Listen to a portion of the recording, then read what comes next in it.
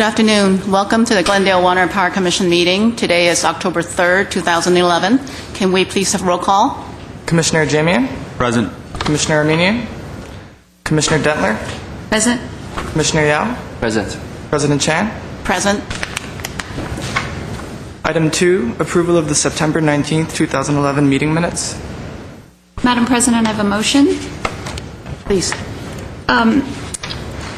I had a couple of comments and questions. I think another one or two commissioners may as well about the minutes, and they were very substantial. It was a good job reflecting a very long and detailed meeting. But my suggestion is we save time today and submit our comments and questions and possible revisions. There are a few typos and things of that nature, and they'll take up a lot of time in today's meeting. So my motion is to table approval of the minutes to the next meeting. Okay, do I have a second? Yeah, I agree with that. I second. Okay. I'll say aye. Aye. Aye. Okay. Motion passed. We'll postpone it to next month. Next item, please. Item 3A, announcement, Customer Service Week. Daryl Allen.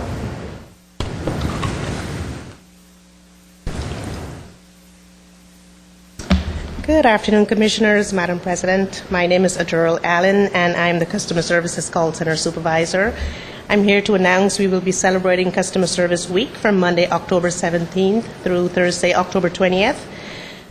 Just to give you a little background on what Customer Service Week is all about, it is an international event that is devoted to recognizing the importance of customer service and to also celebrate the important role customer service plays in any organization. We have been taking advantage of this unique opportunity for over 10 years to honor our employees for their service and support, as well as show appreciation to our GWP customers. As part of the celebration, an information booth for our customers' benefit will be situated in the lobby area of the Perkins building, and customer service staff will be available to answer questions on our many PVC programs and any other questions our customers may have. The booth will be in operation from 8:30 a.m. to 5 p.m. from October 17th, as I mentioned, to October 20th. And on behalf of GWP Customer Service, I would like to extend an invitation to you and our GWP customers to come by on any one of the days to visit us. Have any questions? Thank you. No, great. Thank you very much for your invite.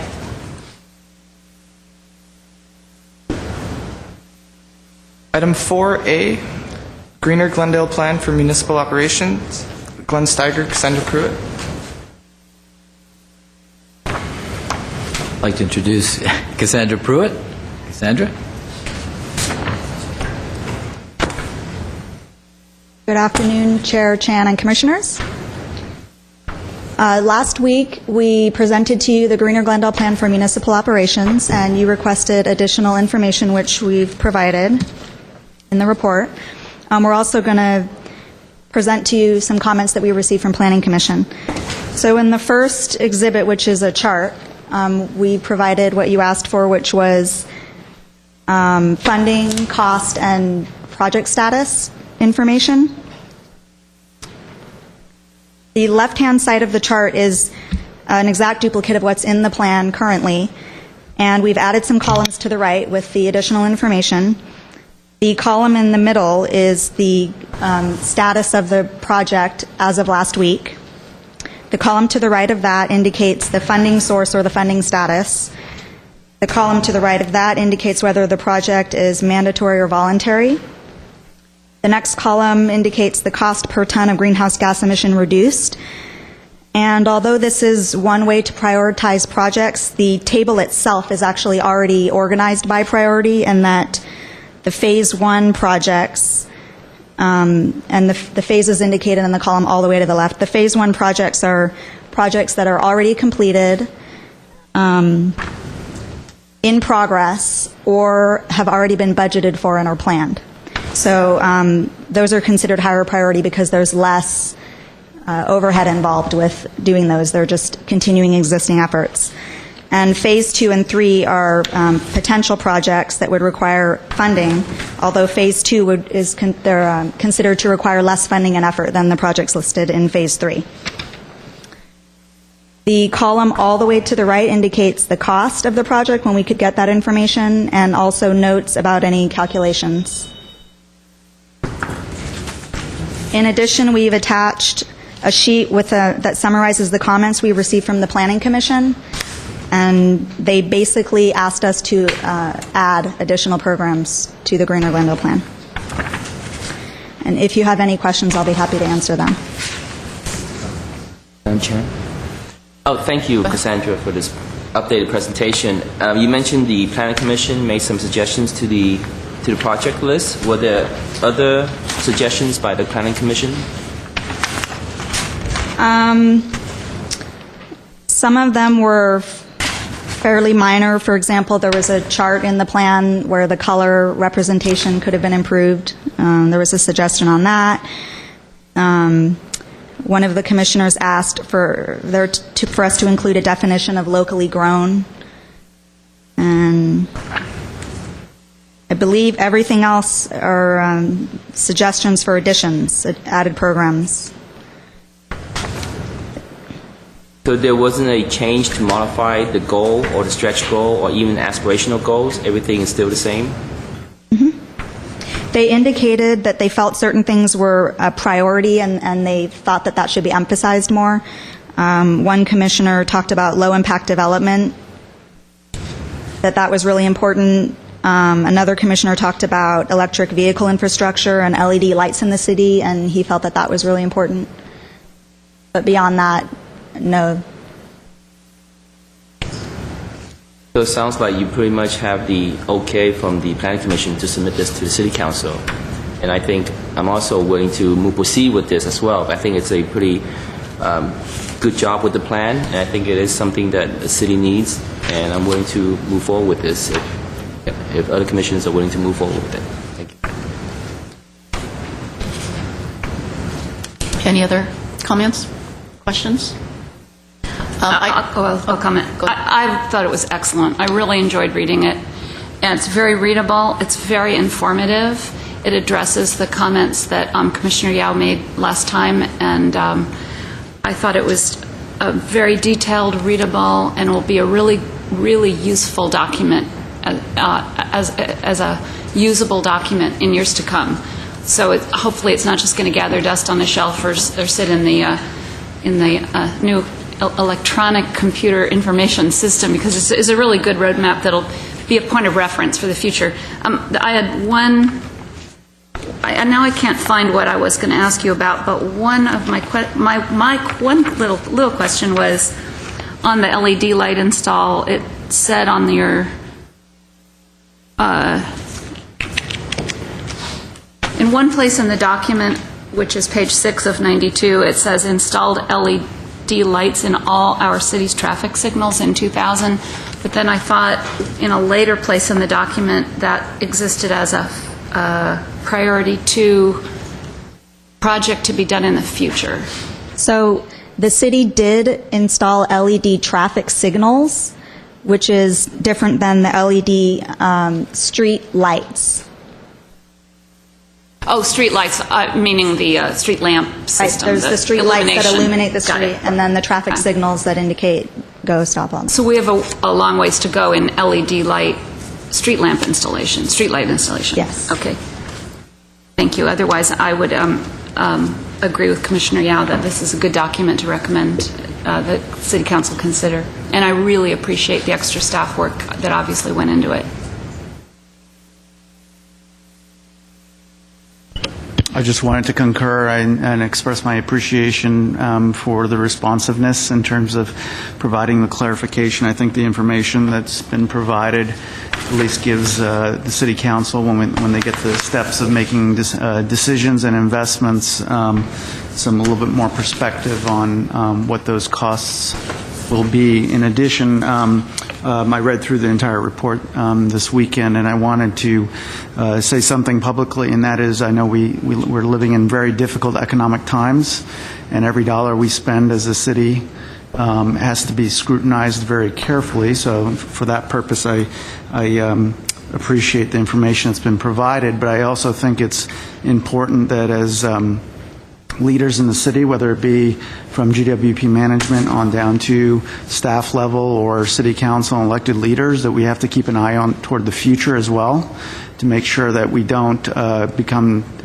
tunnel visioned and keep a longer term perspective on these matters. So I think that this report really helps provide that longer term perspective and context. And while we may not be able to implement every single recommendation in this report, it at least gives us a menu of things that we could be looking and seeking to accomplish so that we maintain our city's leadership in the environmental and sustainability area. So thank you very much for a very well-written report. Thank you. Thank you. I also want to thank you for this great report. I echo all of the commissioners' comments, and it's encouraging for me to see this list of additional programs from the Planning Commission. I do have a question. Out of the 20 programs that they suggested, how likely is it that we're going to be able to fund them, or what percentage of these do we have funding for that you know of? These would most likely be added to the Phase 3 section. Phase 3, okay.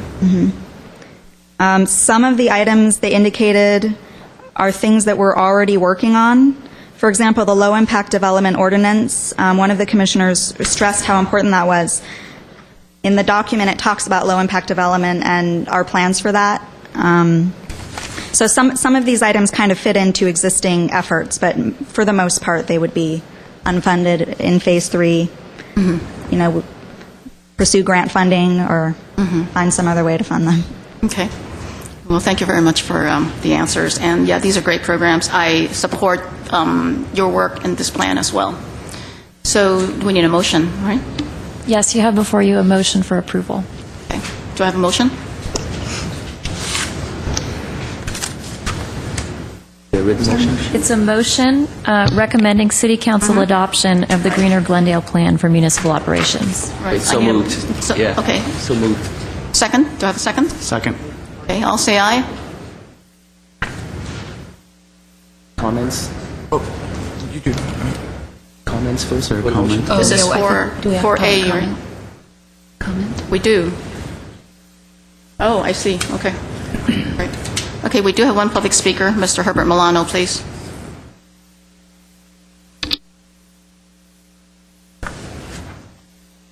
Commission Chair Chan, members of the Glendale Water and Power Commission, and city staff, my name is Herbert Milano. I'm a Glendale property owner, taxpayer, and I come here from time to time to address issues concerning accountability. This particular plan, as far as an initiative overall to reduce greenhouse gases, to become greener, overall I applaud. I'm a conservationist myself as much as I can and apply myself to it. But one of the things that we have as an initiative overall for this department is strategic planning and measurements of objectives and so on. And since Mr. Steiger came on board, the Glendale Water and Power has initiated this whole concept of strategic planning, key performance indicators, and measurements for that. And as I began to look at this list at home, I noticed that how many of these particular comments and calculations are basically without that measurement. So you have goals, you have some costs that apparently are put at zero, but because the programs have already started. But I think that proper accounting means that you assign a cost to it, and then proper strategic planning means that you assign specific objectives that you want to meet. Because if you don't do that, overall, it's just another plan that sounds good for the public. I highlighted some statements. I don't know if I'll have the time to actually bring them all to you, because you have a mixture of things that are pertinent to the Glendale Water and Power and some things that are not within the purview or the scope of your supervision. But I'll read some things that are stated here. The smart grid will result in increased efficiencies within municipal operations. However, it is not possible to predict exactly how many vehicle miles, staff hours will be reduced from these efforts. Now, I don't think anyone will expect an exact number, but you would expect some kind of target. There's another area with regard to idling of automobiles. I see police cars idling without any policeman in there all the time. All the time. I've been told that the reason is that they don't want to get into an uncomfortable hot car. But if you look at the excuses given here, is that it will require additional staff time in order to make that possible. As I go through some of these other items concerning no cost associated with these items, there are costs associated with them. It's just that it's been pre-approved. It's only part of the documentation that you receive after the item has already been initiated. But there is a cost involved. There is, for example, an item that does specify a cost, $155,000 for replacement of inefficient pumping units. Anybody would applaud that. The question is, how inefficient are they, and what is the actual cost to replace them in order to save that level of energy? Those individuals who know about water distribution and energy use in California, they know that 20% of all of the electricity used in California are used to move water. So it is a significant amount, but when it comes to this particular one, shouldn't we know that an X amount of investment will turn into X kind of benefit? We don't get that. And that is the problem that I have in general with a lot of the initiatives the City of Glendale takes. The document looks nice, the wording is lofty, we come out looking very nicely, but at the end of the day, the whole concept of knowing what the costs are, knowing what the outcomes are, we don't get that as often. And I wish that we would do the same thing for all of these initiatives. Thank you very much. Thank you. Do I have a motion? Well, there's We had a the motion motion approval made and and a second already. Well, do we have to do it again? Why don't we after the public proceed with, and just state again, I don't recall who moved. State it again. Yeah. Yeah, so I move that the Glendale Water and Power Commission recommends to the City Council adoption of the Green Glendale Plan for municipal operations. Second? Second. Okay. All say aye. Aye. Aye. Aye. The motion passed. We're recommending City Council to adopt this greener Glendale plan for municipal operations. Next item, please. Item 4B, water rate redesign, Glenn Steiger.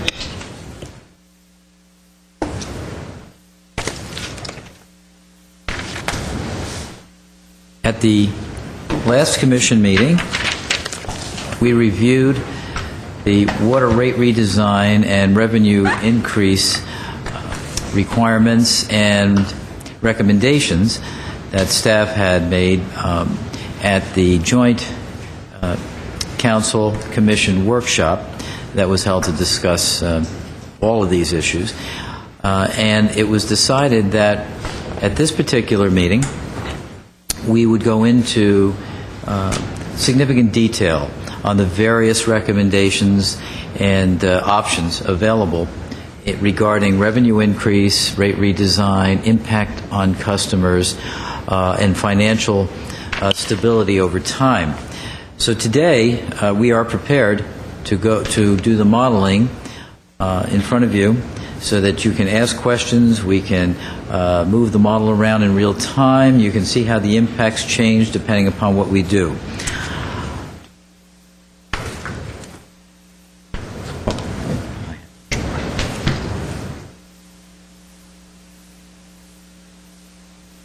The next one. So the first thing I'd like to do, and what we're going to do is we're going to dispense with most of the slides because we want to go right to the model today because we want to spend most of our time at the model.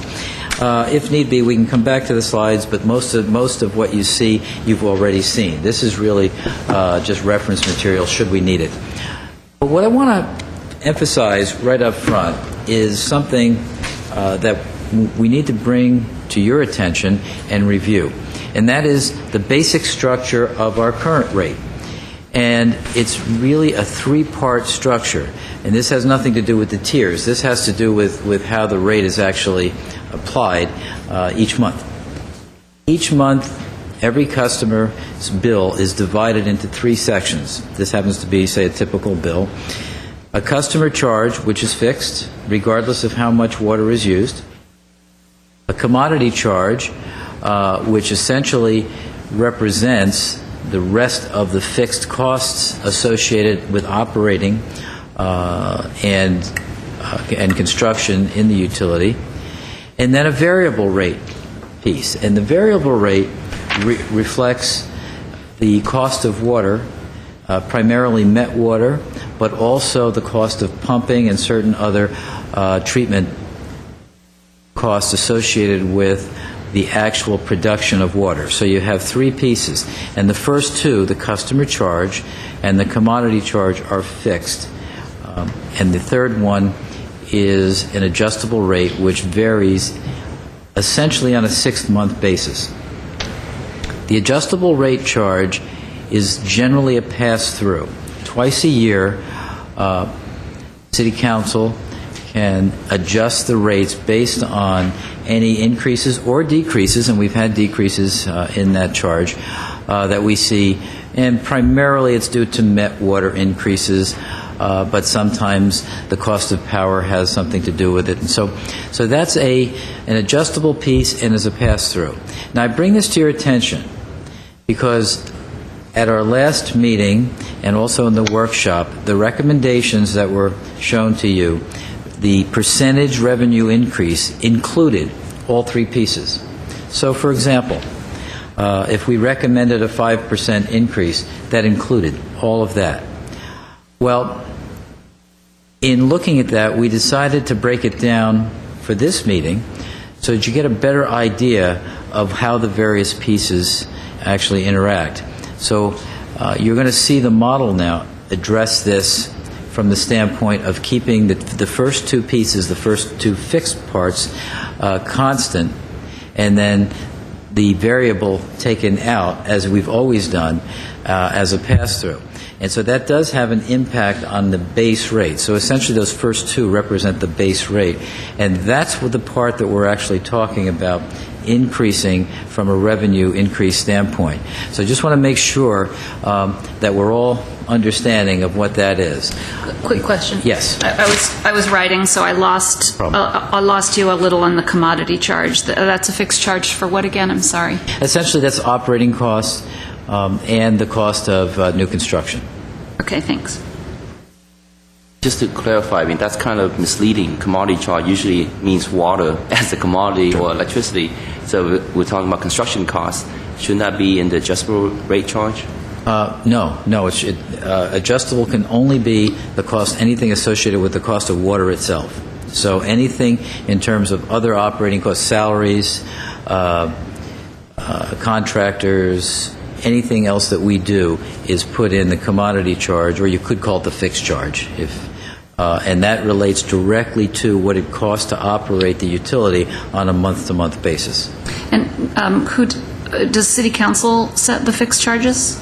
The commodity and the customer? Well, that's exactly what we're doing. Yes, that's what this is all about. But legally speaking, yes. Yes. Those two charges are set by council. Well, actually, all three are. All three, yes. But the fixed ones are a fixed charge set for a period of time. The fixed charge, for example, this particular recommendation that we're bringing to you is a multi-year recommendation which would fix those charges or increase them on a yearly basis. For that period of time, that 4 or 5 years. Exactly. Okay, thank The you. adjustable piece, on the other hand, adjusts as needed. It Right. may adjust, it may not. Just another question, Mrs. Steiger. I'm sorry, I'm a little confused here too. Because initially I thought that there were three components. One was fixed charge, adjustable, and a commodity charge. And my understanding throughout has been that, like other utilities, the revenue requirement comprised of the fixed and variable charge, whereas the commodity charge is a pass-through.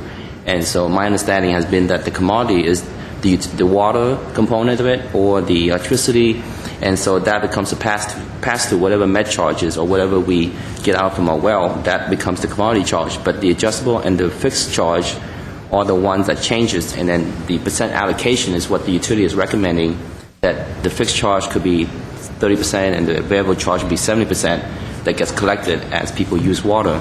So it seems from this slide that the commodity charge now to me becomes a fixed charge for construction rather than the actual commodity itself. Is there a way we can change that terminology so people know that? If the terminology is confusing, we could call that a fixed charge, because essentially that's what it is. Okay, but then the actual commodity of the water itself is in the adjustable rate charge. Well, All right. If you use zero commodity, okay, let's assume you don't use any water at all during the month. The only thing you would pay would be the customer charge. Okay, so that, so let's start there. So that's the only thing that you're going to pay. You'll always pay that even if you use zero. Okay, so you start with that. Then as you start to use water, you pay so much on a fixed basis, and that's the commodity charge, and then so much on a variable basis, and that's the part that flows through based on the cost of water. And that's why it's a little bit misleading to call the commodity charge, I agree. But it's based on how much water you actually use, and that's why it's called that. So the commodity charge is really maybe more easily understandable if we call it the charge for reflective of the cost of providing the commodity, which is water. Exactly correct. That is well put. It's a little wordy, but it's exactly right. Yes. Or the O&M, O&M, and also the infrastructure. Yeah, that's correct. So it's not the water itself. No. So essentially, what we're going to now present to you through the modeling is modeling of these three charges, but primarily the first two, because that's the base rate, and that's the part that's impacted by raising revenue. Because adjustable, there is no raising or lowering revenue. There's nothing back to the utility. That's strictly pass through. That's why it's important to recognize that we're talking about any percentages we're talking about apply to the very first two pieces. And well, you don't even have to go there because now I'd like to introduce, you may recall from last time, Habib Isaac from Wildan, who will walk you through, and please feel free to ask questions and adjust the modeling. Good afternoon, President Chan and commissioners of GWP Water Commission. I just want to briefly go over where we were previously, not all the scenarios that we presented last time in the joint session, but primarily the recommended. And then based on what Glenn just described, what occurs if we take out that variable component that's really the pass-through in relation to increases that are related to increases caused by MET or power that are not under your control. So it just strictly becomes a pass-through to your customers. If you could zoom out just a little bit, Greg, and then I'll have you zoom in when... That's fine right there. I'll zoom in when we get into specifics, but basically this was the revenue needed in that recommendation where we had everything built in and we're forecasting all costs, including the potential MET costs in future years. We needed a 5% increase in the first 3 years and a 4% increase in year 4 and 5. Can you highlight that row? Or zoom into that row now? Yeah, right there. Yeah. And zoom in to the revenue requirements. And with that, and go to the left, please. With that, we have some items that we want to make sure we're in compliance with. One thing that you notice underneath the percentage increase is days of operation reserves. Our target is to be somewhere between 72 days and 90 days. If you see number of days in red, that basically means that you're not achieving that target. And then underneath that is the debt coverage ratio to meet your 2008 bond covenant. You don't have a substantial amount of debt in relation to your overall revenue that comes in. You don't maximize debt financing. So that's why you see your what's considered net income as a percentage of debt is a huge percentage. So you're completely okay when it comes to complying with your debt service coverage of 125%. So this shows again that your total reserves is met in year 5, which is fiscal year ending 2016. You see that the amount that total reserves is $13.3 million. Those reserves include operating reserves as well as reserves for repair and replacement on a annual basis. The target is to be, in year 1, target is to be $11.3 million. So 13.3 anticipates the need to increase that percentage as a percentage of total costs. Now, trying to take that component out that's strictly related to the pass-through. What's that shaded? It's really area, the three cells that are shaded pink, what does that represent? The total reserves? Right there? Yeah, those three, uh-huh. Those three are indicating that you are positive in your total reserves. However, you're not meeting your ultimate target of $11.3 million. The other thing that we have up on top here is if you want us to model different percentage increases, we just have to make sure that we're locking the percentage so then when we run the model, it doesn't overwrite it. The other items is net income, which is basically ensuring that the revenue is generating positive income, and then what is your operating fund balance. Total reserves basically just incorporating the R&R fund, So 13.3 is where we would like to be. where you would be in year 5. Right, And then that achieves your target. That's our target. Now, what makes that our target? Your target today is 11.3 million, 11.5. That's our, So using Right. that as a percentage of today's revenue requirements and applying it to future years ends up being you want to be above the $13 million. oh, I see.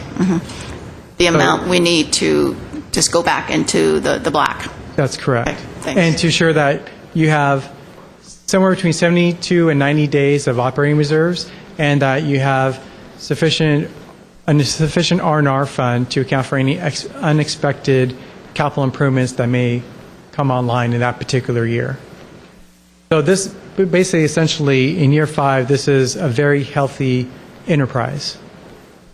But we want to expand it over 5 years to ensure that we're not causing shock to the system by meeting those objectives in 1 year or 2 years. So this is where we were previously. One thing we wanted to do was, as Glenn mentioned, is model removing the pass-through for increases in MET, which is how you have it today, where it strictly just passed through to the customers as a separate charge for every unit of water. So Greg, if you could scroll down below. One thing before we do that, though, go ahead and go to the right and go to the graphic. Question. Yes. It's a struggle for my aging eyes to see some of this. Is it possible to sharpen it by lowering the lighting a little bit for those of us up here? Yeah.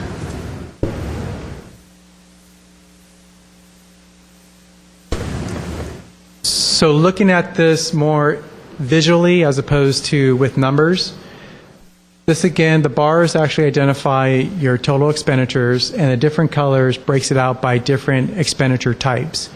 The blue bar is O&M, the light green is debt service, and the teal is capital improvements that you're funding outside of debt. So you have a combination of using debt as well as PAYGO to fund your capital improvement programs through the years.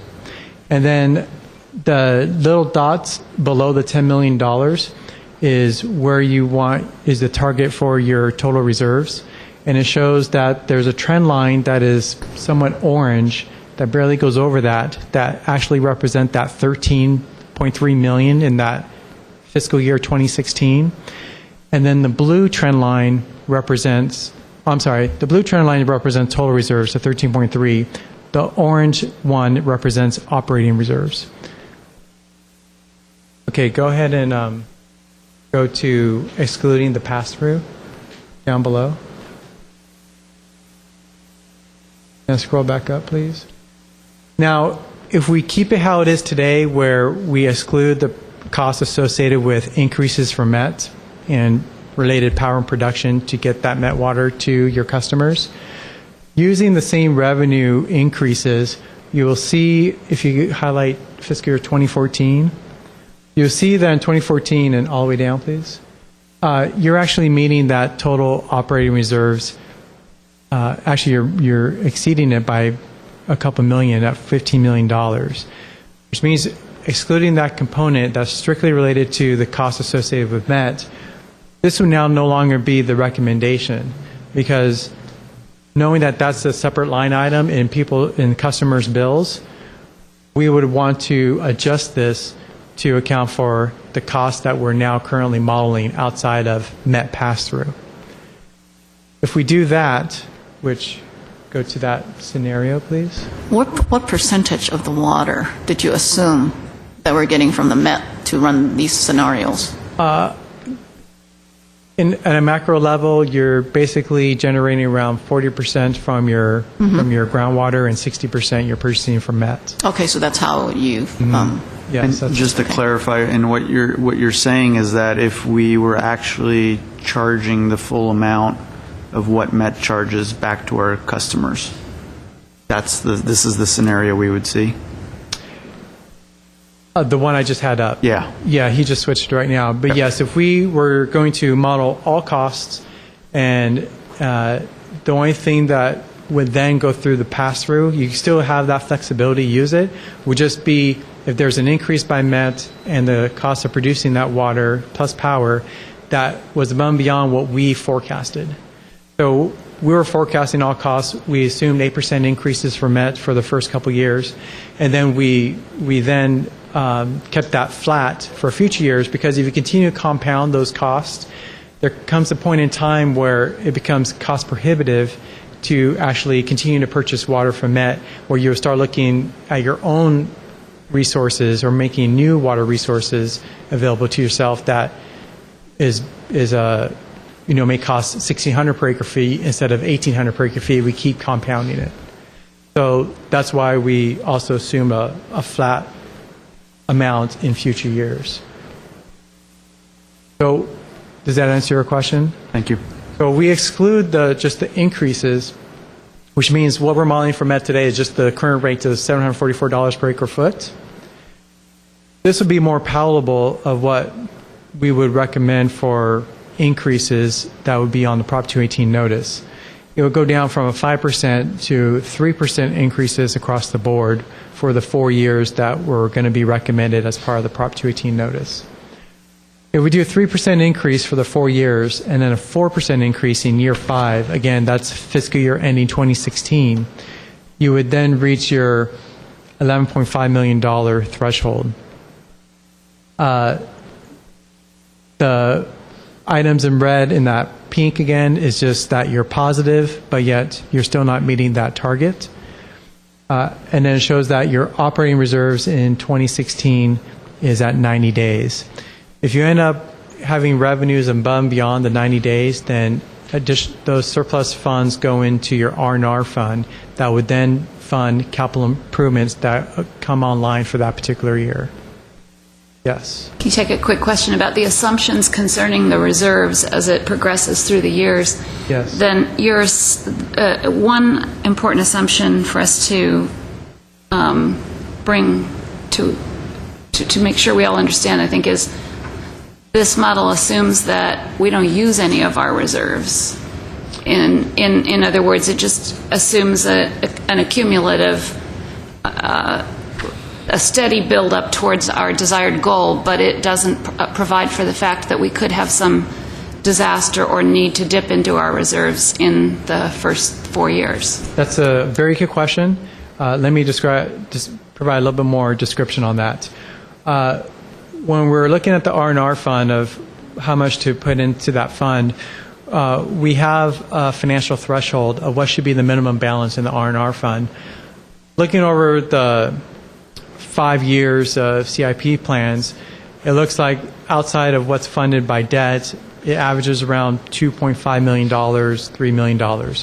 So what we did was say, okay, let's have a financial threshold or minimum balance of $2.5 million. Granted, there's some years where the capital improvements that come online for that particular year is more than that. When that occurs, the funds that are in the R&R fund is used to fund those capital improvements up to the point that it comes down to a $2.5 million balance. And then it wants to make sure that your R&R fund always has $2.5 million just in case of any unexpected capital improvements. But we are using the R&R fund through the years. Another thing you could do as a policy decision, you could decide, well, maybe $2.5 million is higher than what's necessary. I'm comfortable with the $1 million as the minimum balance. I'll leave that to you as more a policy decision, but we went with 2.5 based on our analysis. Thanks. And then if you could then go to the financial outlook visually. Here it is again. Also, just one thing I didn't mention was this is also accounting for the debt service related to the proposed bond issue in calendar year 2012.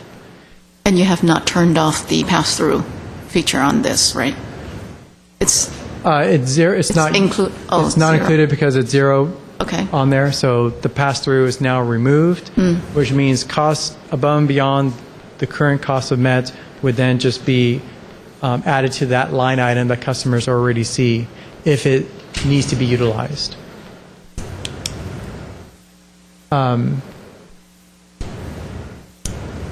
Could you scroll down to customers' impact? So that's the impact as it relates to the utility. What is the impact as it relates to the customer? And just keep in mind, this is something we had available last time, but I know that there was a council meeting that needed to start and is already past that time, so we didn't have a chance to go through this. Can you zoom in a little bit more so we really get a clear look at? A little bit more, please. There you go.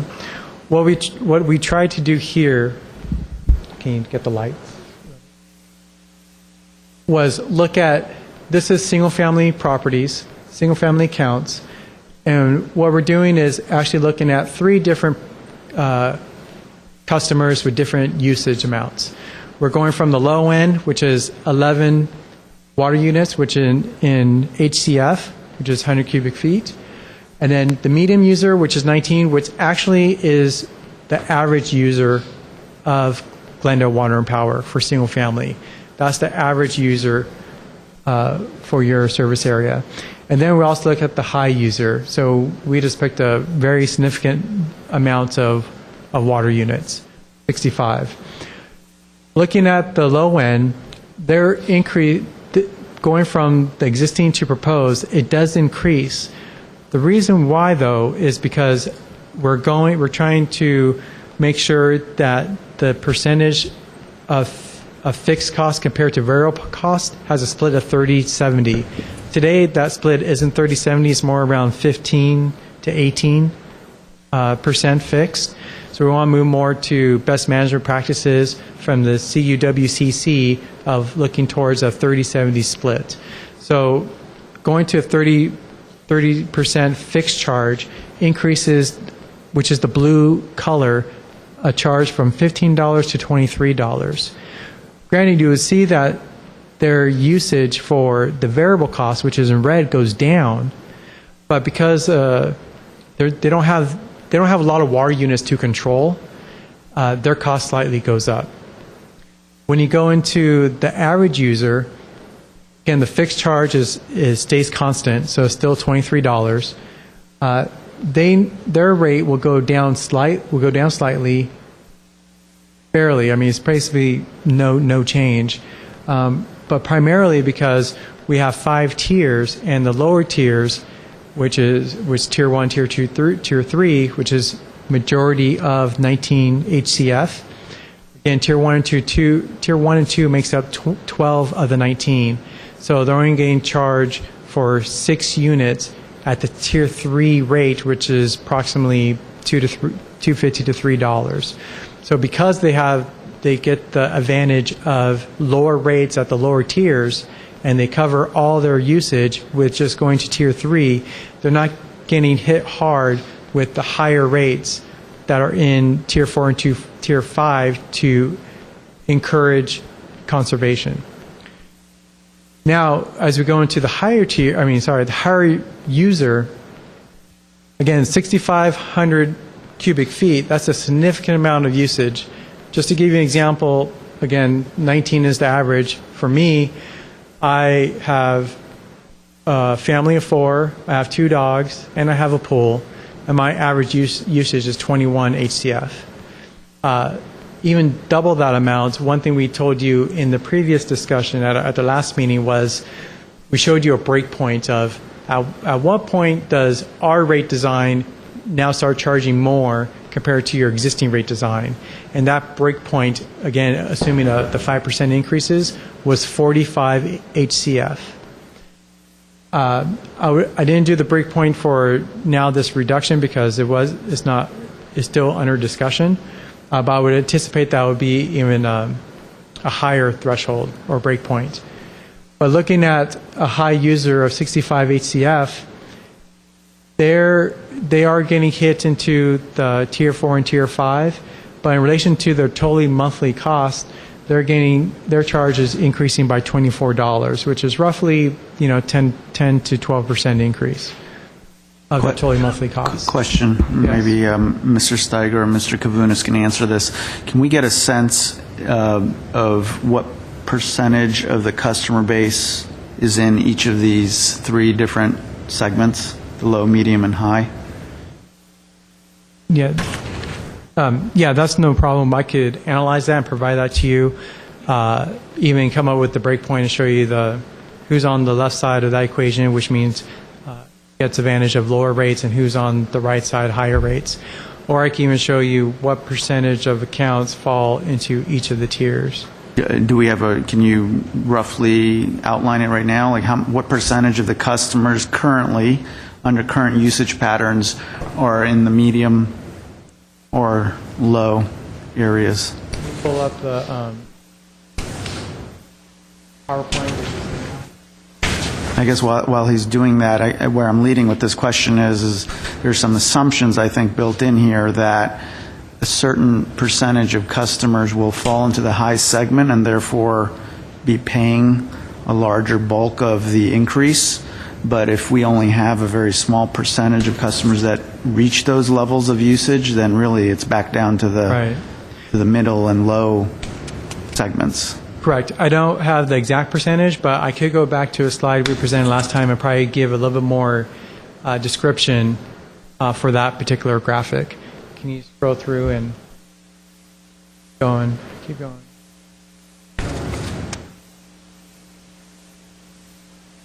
Uh, 15. So this is what we showed previously, and can you make it and I'm going to take this component by component.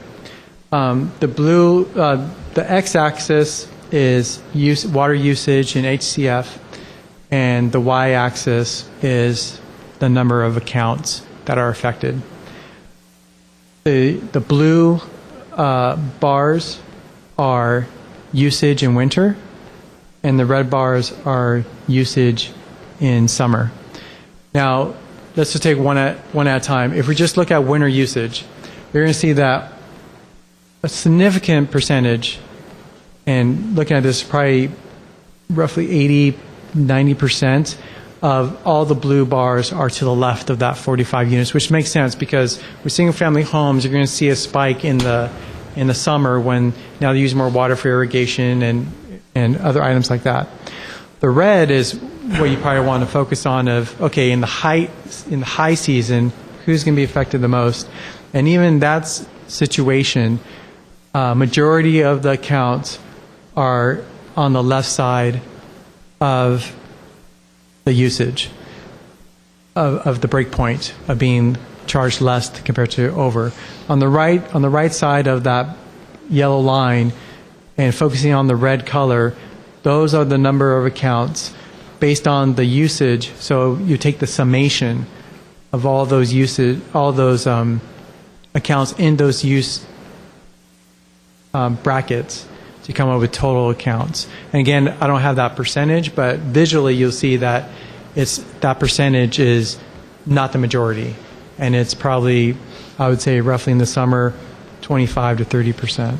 So taking it one step further, in terms of what we had a healthy discussion about what the meaning of price elasticity is last time with the council, and Councilman Najarian was bringing up the issue of the effect of price elasticity, so that just like on our current conservation program, where people started conserving more just based upon some ordinance matters. Now, based on pricing, that could affect more people to scoot left of the yellow line, meaning more in the average user area just because they don't want to pay as much, correct? So how is that accounted for or considered within the model and what the Yes. impact is on that over the 4 or 5 years. Sure.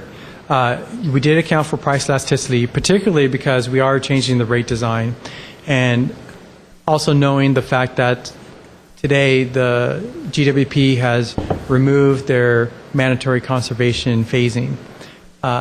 With that, we do expect that there will be an increase in consumption, but we do not expect consumption to go back to where it was before that mandatory conservation was enacted. We took the projections from GWP staff and we actually applied price elasticity based on what our rate restructuring would result in, which means for every tier where the cost is going to increase by 10%, we then assumed a 3% reduction in consumption for that particular tier, which then means that we have less number of water units in year 2 based on the cost of year 1 that we're implementing, which then means the rate has to go up. That was already embedded, and it's also already embedded with removing the variable charge.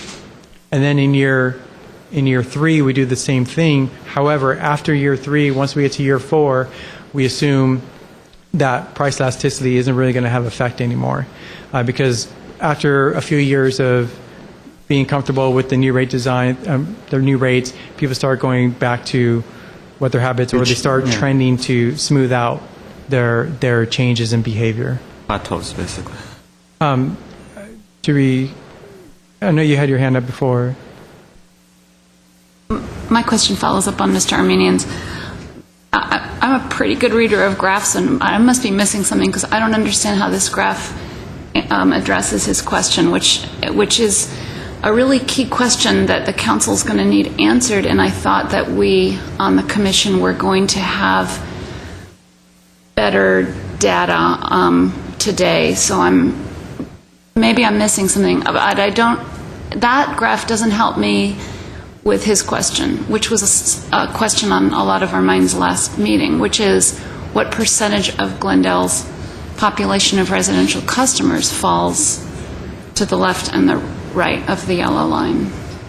Yeah, percentage-wise, I do not have that. But or even ballpark. Yeah, ballpark in the winter, which is represented by the blue, I would say 90%, 85 to 90% are not affected by higher monthly bills. Once we look into summer, where usage starts to increase, you're looking at around 25 to 30% of single-family residential customers will be affected by higher bills due to their increase in water usage. I think that there needs to be a real clear slide and narrative explanation of that before the matter goes before council. I mean, this is a really key question. Sure. I could give exact percentages just in aggregate on an annual basis, or break it down in winter and summer, which may make more sense as well because the behavior changes dramatically between the two seasons. Sure. And that's what we're trying to reflect here. Yeah, I think I would strongly recommend that too. The key here is, we need to be able to explain this to the public, and they need to be able to see themselves of where they fit in the spectrum of what the impact would be for them, so that they can decide where they fall on the issue overall. So I think it's in our interest to show that as clearly as possible so that everyone can see where they fit. Sure. That would not be a problem, and I'll make sure if there's the next joint session or just the council meeting, this will be provided. Actually, as a follow-up to this meeting, I'll make sure you get the information in the next 48 hours. That would be real helpful, I think. No problem. That'll be easiest for us to do, and I apologize for not having that exact percentage today. I do have another question. I understand that the break point is 45 HCF. Is this the 55554 scenario? Yes, that's correct. And if it's for the 3333, where would the break point be? I would tend to want to still stay with this 45, because even though the cost associated with the pass-through is not modeled, it's still a cost that's going to show up on their bill as a separate line item. So because that cost is still going to be passed through, I would still focus on this being the break point to be conservative. I remember the slide before this where you actually had the impacts, like 50-something cents less for the middle and $2. I mean, for that slide, Go back to the model. do you have something like that prepared for the other scenario as well? This one right here. Yes. For the previous one that we initially recommended of the 55544. This is for the 555, right? No, this is But for this is- the three. But this is for the 3. The threes across. Correct. Oh, okay. Yeah, And where's this chart for the 55554? That's what's nice about being able to show you this model, which we wanted to get to. I'll show you right now. If you can Okay. go back to the. Okay.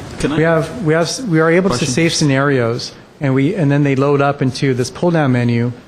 And then the only thing you need to do is put the password back in, Ah, and it automatically updates.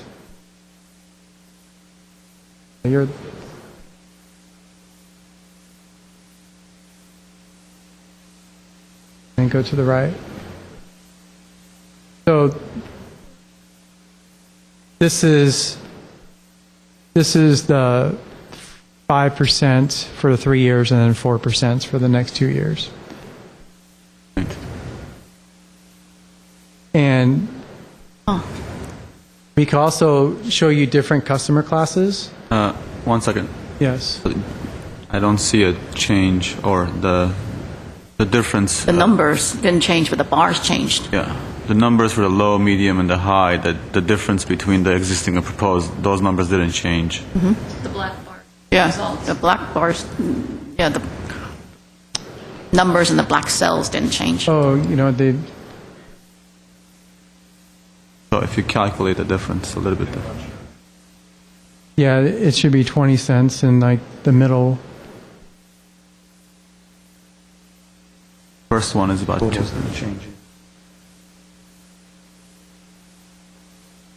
Yeah, can you run the model, see if that works?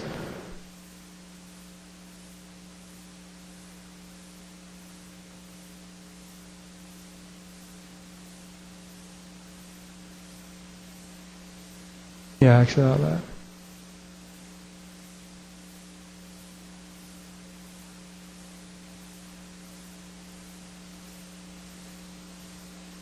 Fortunately, I'm going to have to rely on my math skills, but Well, you just check to see if the fields are formulas. If they're not formulas, then it's not going to change. If the 2.33 is a formula, then it'll change. If not, then it wouldn't change. Right?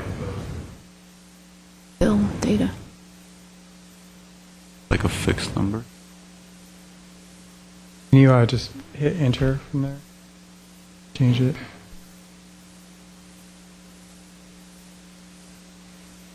Go into the formula cell.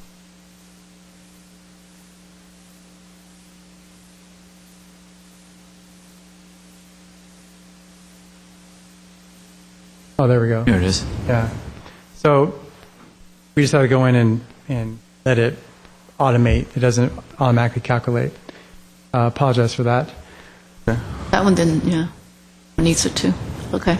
So it took a few more seconds, but now we know we'll get quicker on this. But as you can see, this is what the rates, what the monthly impact would be on the customers. And one thing I was going to mention was we have this for every customer class. We have it as a pull-down menu where if you want to see multifamily or commercial or irrigation, you can pull that customer class and then go ahead and do multifamily, and it automatically updates with what is the impact going off of what makes the most sense to reflect for that customer class in regards to usage. So what I saw was that with this scenario, 55544, every class went up, single family. Every class went up. I didn't see any class going down. Is that correct? Because the rates went up. Yeah. So it will. Some went up more than others. More than others, yeah, but everyone went up.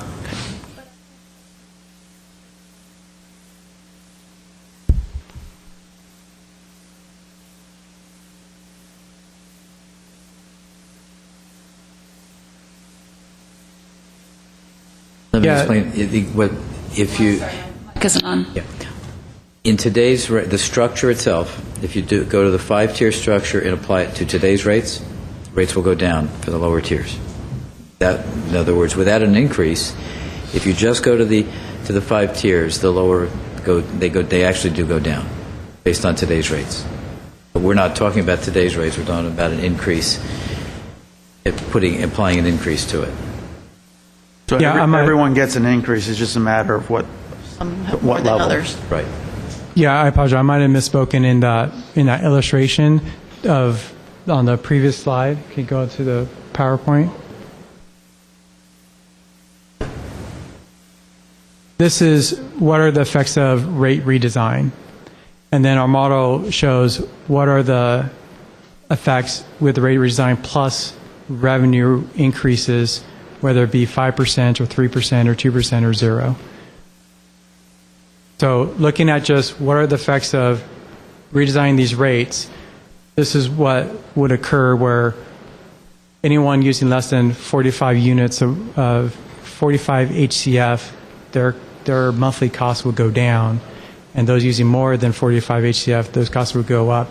The reason why we wanted to illustrate that was to show that to decouple our rate redesign isn't causing increases. Besides on the higher end, which is what the intent is of the rate redesign. And then, so then it's independent from, okay, now what are the revenue increases? And that is the driver of increases to monthly bills.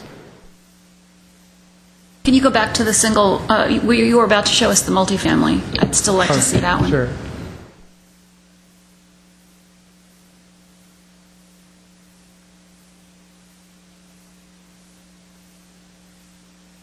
And this is assuming 10 units. Because one thing we're doing with multifamily, just to refresh your memories from last time, because there's a huge concentration of multifamily residential, and that concentration primarily is master metered, where complexes are dramatically different based on the number of units that are on the complexes. Part of this rate redesign takes into account the number of units that are being served by that master meter to come up with what is their allotment, what their allotment should be for their indoor needs. So depending on whether it's 100 units or 10 units, that's also a part of the water allotment for that complex or for that master meter. So what is the average number of units in Glendale for multifamily? I do not have that number. What I do have is I do have the consumption of all the master meters and all the meters that are associated with apartments and complexes.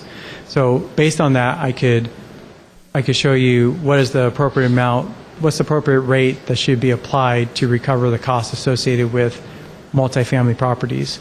One thing that is going to be recommended if we take this approach is that there'll be an audit done on all master meters to determine what is the number of units associated with that meter to ensure that before this is implemented, assuming January, there's an accurate account of all units for each master meter. So that you allocate the appropriate amount that they are due. Right. In determining their pricing. That's correct. We didn't want to come up with some breakpoint going with averages because, I mean, you do have a huge disparity between number of units of each complex. Right. And we thought, so essentially this is more budget-based, a more budget-based type rate where we're taking even more specific characteristics of the property being served. In this case, the units. So if I want to see what is the impact for the average user for a multifamily unit that's 100 units, can you show me that? I'm assuming that 10 is a variable somewhere in this formula, that 10 units. Can you show me that with this Yeah, model? can I show you a different number of units? Yeah. I'm assuming Yes. that 10 is a variable somewhere, so if you change that, this should change, correct? Yeah, what number would you like? I mean, let's take the highest, end of the spectrum and see how that impacts a multifamily unit that is in a larger unit. Sure. Greg, you may have to go to rate summary tab. Talking about like large apartment complex, yeah. in there. The average user there is Keep going. 50. I don't know Oh, what it slow is. down. Go back. Okay, rate summary. Go to monthly bill data.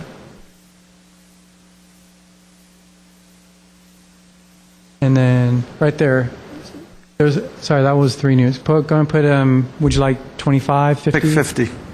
I'm putting 50. So that was 3, not 10. That, Oh, yeah, but my apologies, that was 3. Okay. Can you put in 50?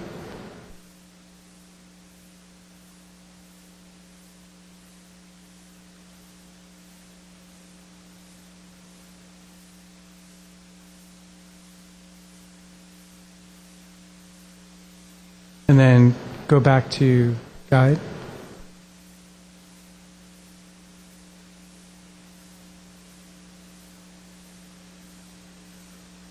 This would be the assumption of a 50-unit building that's on a master meter, It's on a master meter, correct? building in the allocation for 50 customers, basically, right? 50 And- units. Their allotment for Tier 1 would be their density, the density factor we calculate for multifamily, times 55 gallons per capita per day.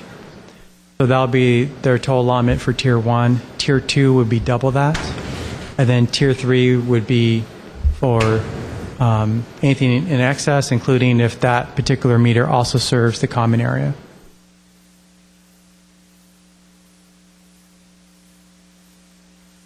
And what's unique to, some of these little discrepancies in the model also has to do with our computer system compared to the computer system we're using in the council chambers. So that would be also part of the, finalizing and training of staff prior to this being implemented. Can you go over this slide and give us, assuming that difference between the existing and the proposed is divided among 50 units, is that what it is? Right. Ask that question one more time. So for the average, for the medium user, the difference between the existing and the proposed charges is divided amongst 50 units? Is that correct? Yeah, it's assuming the 50 units. Yeah, this is the cost, This cost- total bill for that, let's say, that homeowners association that's paying Right. the bill for the master meter. For the master meter. So they're actually, if you look at low and medium usage, those numbers actually go down between existing and proposed. But on the higher usage, it goes up.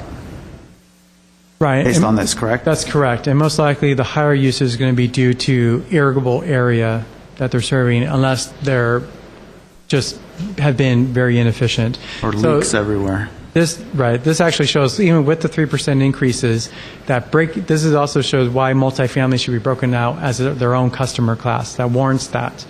And it shows that, primarily if low or medium users, their rates are going to go, their monthly bill is going to go down. Right. This is an important point I just want to Yeah. bring up because it's not clear at all, I think.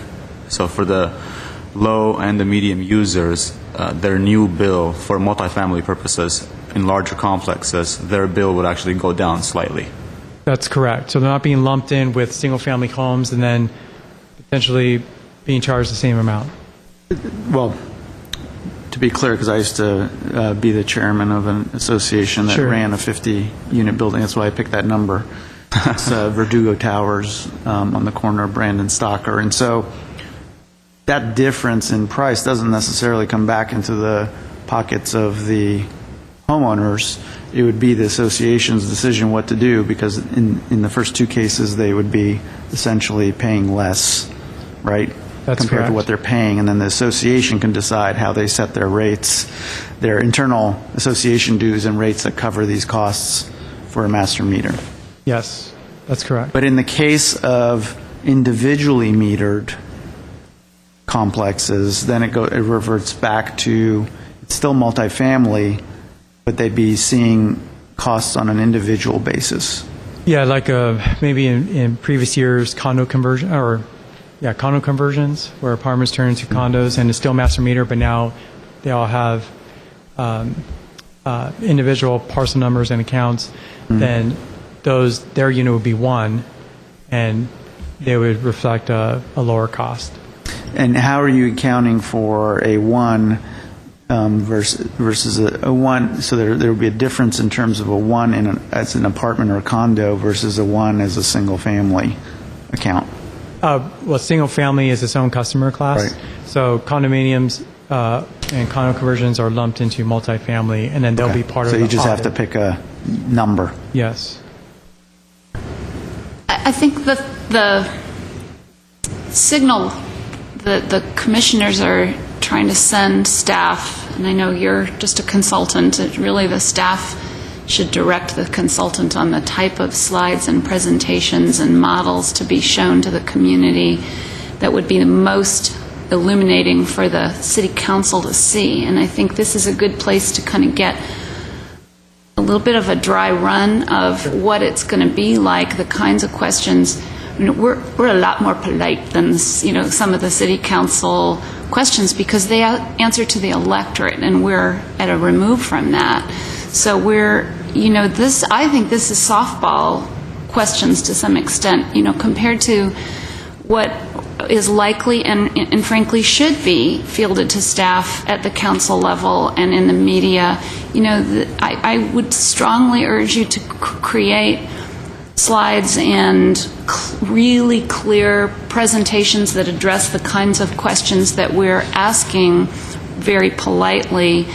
But what I would take away from this presentation is that you need to step up the clarity of the presentation and also combine your data, the model is interesting and impressive, no question, but I think there's work to be done in combining the data you input into the model and the way the model projects out is really useful. So I'm glad to see it in action like we did today. But I really think that you or staff needs to come to council level questioning with more demographic data on the nature of our city's population.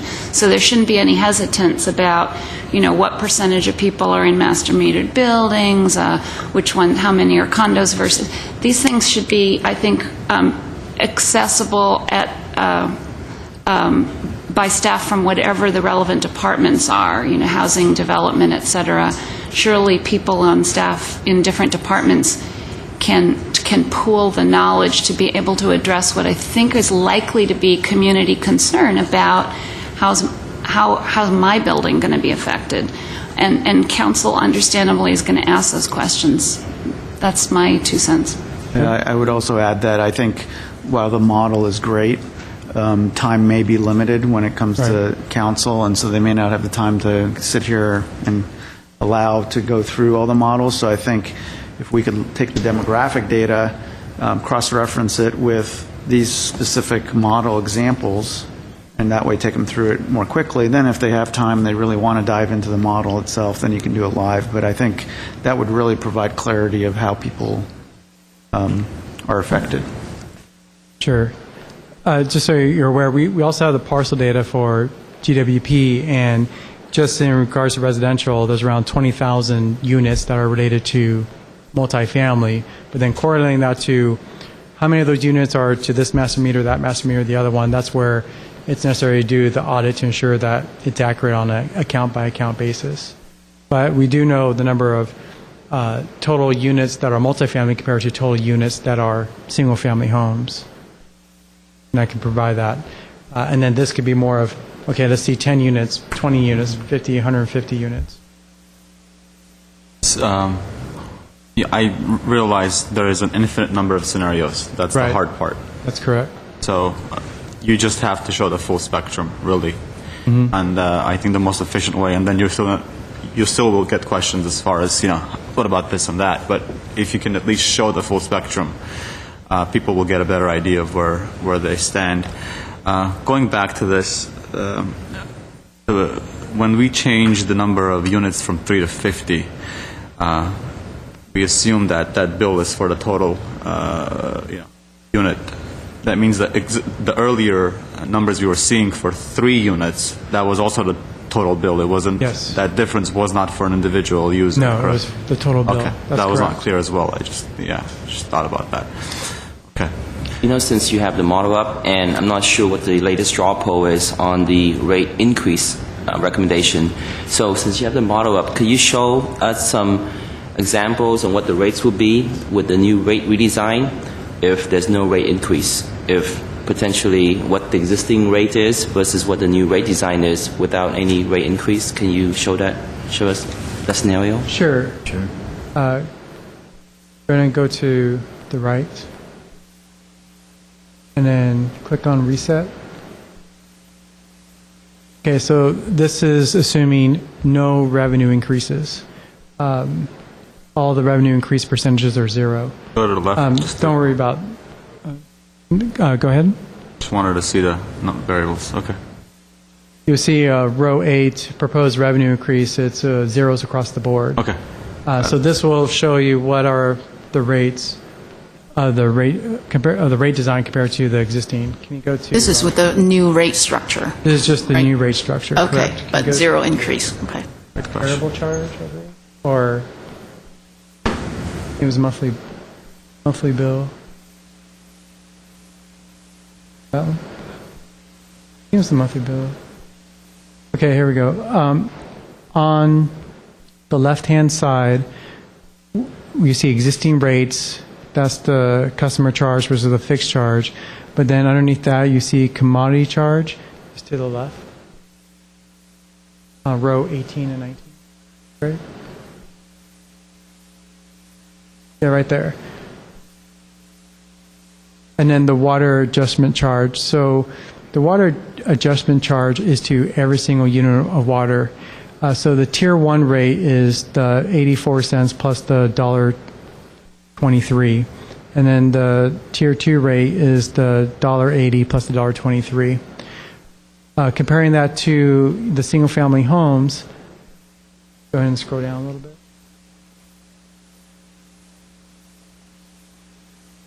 The rate is underneath the 2012, which is $1.49, $1.65, $2.97, and $3.39, and so on and so forth. So you'll see that the rates for the lower tiers, tier 1 and tier 2, are lower than. And scroll up a little bit. Can you highlight 84 and $1.23? That one and $1.23. You highlight that one? So the sum, right, you can see right there, it's kind of small, but the sum is $1.07. So the tier 1 is $2.07 for 0 to 10 units. And in just in rate redesign, our tier 1 is $1.49, our tier 2 is $1.65. Not until you get to tier 3 is when you hit a rate that is more than your tier 1. And then your tier 2, which is 10 units and more, can you now highlight 180 and the adjustment charge? The amount is $3.04. So tier 3 is less than your tier 2, but then our tier 4 is when our rate starts to cause the monthly bills to go up. So this is why that breakpoint was around 45 HCF. We're just looking at rate redesign is due to the fact that our lower tiers have a lower rate than your current tier 1 rate. And then not until we get to our tier 4 do we exceed your tier 2 rate of today. Can you go to the bar charts to show the different prices? Sure. You have to go to guide because that's where the different customer classes are loaded. Yeah. Go back to single family. So this shows where the low end user goes down slightly, but the only reason why the rate's going down, but remember the fixed charge is going up. So the fixed charge somewhat overcomes the lower rates for tier 1, tier 2. The best way to illustrate this is in the average user, where it's definitely going down, and this makes sense because that 19 HCF is lower than the 45 HCF, which was the break point.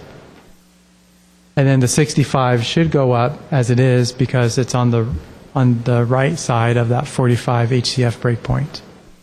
So again, this is no revenue increases whatsoever, just rate redesign. This would, just a recommendation, this would be a great place to start from. Okay. For any, Yes. so this establishes your baseline. Yeah. And this says, okay, forget the increase, redesign alone. This is what happens to today's rates. I think this would be a great place to start a presentation from for us or for next meeting or for the council. It would really get them understanding, okay, and differentiating between the two things because those things are jumbled together and sometimes there's a little bit of a confusion. I agree. Okay.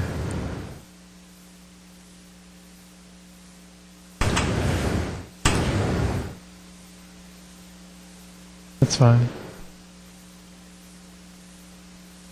And then one other thing that we did as well, which we didn't go over, on the right-hand side, you see fiscal year 2012. We have that loaded in where we could even put in the final year of the revenue increases to show what is the impact in year 4 compared to today's rates.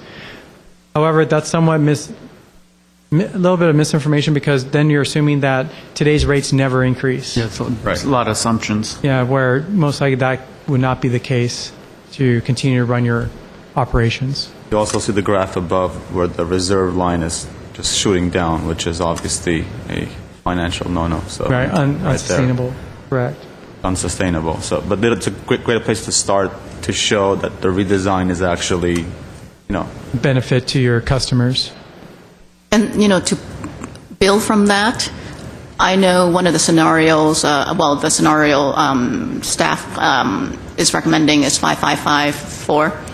I remember during our last meeting, one of the council members suggested, I think 2 to start with.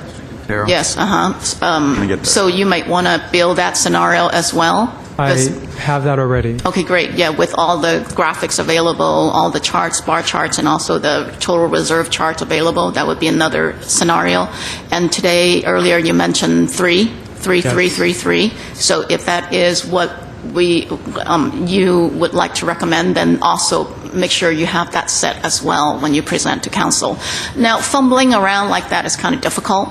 Right. So I recommend having like printouts, color printouts available for each scenario and just pass them out. You can try and maneuver and show it on the screen. However, the council members will have all the different scenarios in front of them, making sure all those differences are accurate. Right. Right? Yeah, so That would be my recommendation. Similar to what we had last time, but then hopefully we'll have time to also show it on the screen as well if they want to make slight adjustments. Right. So, yeah, it's a great recommendation to have the basics at least and then have them modify it from there. So I have a slightly different line of questioning that I wanted to pursue, though, beyond the modeling and the recommendations of how to present things. There's a lot of anger out there from customers and residents about why we got here to begin with. And so I think an additional question we need to be able to answer, not just for council, but also for the residents, is how are we going to ensure that we don't get here again so that at the end of the day everything rolls downhill and then they have to foot the bill for whatever decisions predated them. So there's this issue of the sustainability and long-term issue of, who's paying this? Because right now these increases are over 4 or 5 years, but presumably, meant to solve the financial issue for a longer period of time. So how are we spreading that cost over a longer period of time, or how are we going to make sure that we don't get to this sort of breaking point again where we have to go to customers to say, bail us out? I could just mention one thing from the consultant's perspective and why we created the model the way we did is to ensure that it isn't provided and then sits on the shelf, but then it's actually a tool that is used as part of GWP's budgetary process. So then you could see real-time effects of putting in your new budget and see how is that going to affect rates based on now today's new numbers. And that was the That was the approach we were taking in developing this model for GWP. As I understand it, I mean, this is going to get us back to solvency, right? But it's not necessarily going to fund all long-term capital projects from here on. It's going to hopefully provide a better, more accurate budgeting process and tools so that over time we can address some of those capital infrastructure projects that are longer-term investments. What it does, it gets us to a point where we can do the normal capital improvements that we normally budget for on a pay-as-you-go basis. So anything unusual, like another Chevy Chase reservoir, that's correct. That would have to be done differently, either through bonding or half pay-go, half bonding. So yeah, that's true. Fortunately, we don't get too many of those very large projects, but this would get us back to the point where we could do our normal capital improvement without any additional bonding. And also to address the question, one of the reasons we got here, and we had this on a slide last time and it's not available today, is if you go back a number of years, you'll see there were a significant number of years where there were no rate increases at all. And the curve went down, and so we've been building back up ever since. That's correct. Any other comments, questions? Yeah, I have. I actually wanted to. So, from what I understand as of today, is then there a management recommendation to go with the 33344 model? Is that the recommendation? Correct. Taking out the adjustable. That is correct. Taking out the adjustable. Can we take a look at that model again and look at years, 212 and then 216, Sure. 216 as well, to see what the full 5-year difference is?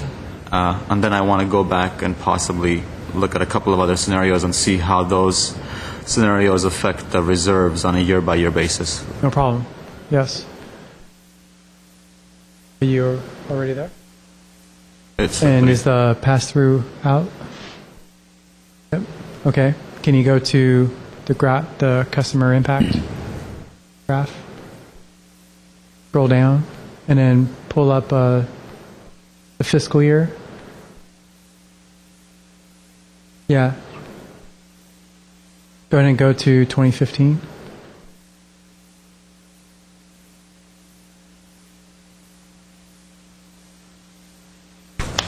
So after those 3% increases, which compound, the average user of 19 now has an additional cost of $11.40 on a monthly basis, whereas the high user now increases to $56. Can we see each year? Can we start with 2012 again? Sure. Okay, so there's a drop for the middle user. That's correct. Okay. And the lower. And that one's Middle and the lower. that small is lower is higher. $2.33, I believe. Higher, yeah. So middle user. Can we see the 13, 14?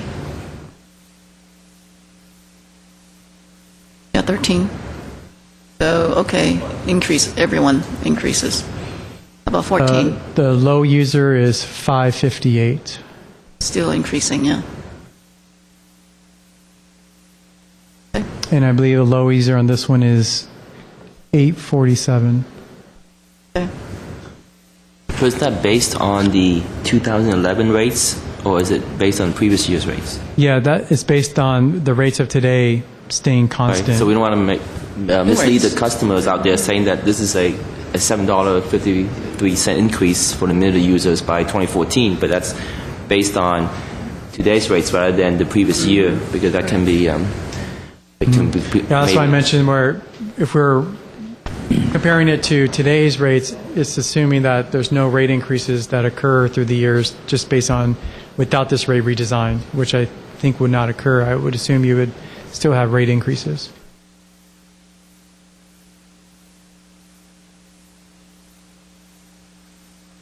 So are we here today to make a motion on this scenario and with the bond issue too? Because I don't know if we would agree in all those scenarios.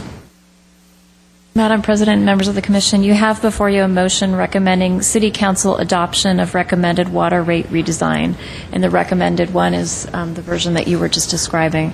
You could move to approve the recommended water rates, or you could make an alternate motion, as long as it's within the scope of the water rate redesign, which would not include the bonding, because that's not before you today, but it would be based on the water rate. Well, we do have a couple of public speakers. This would be a good time. Could I ask one more question before Sure. we have the speakers? Sure.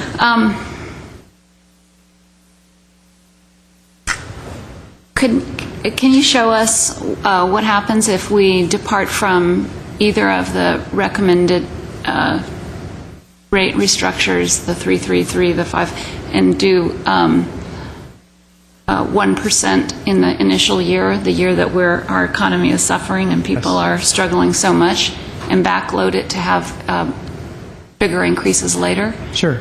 I think that might have some political palatability.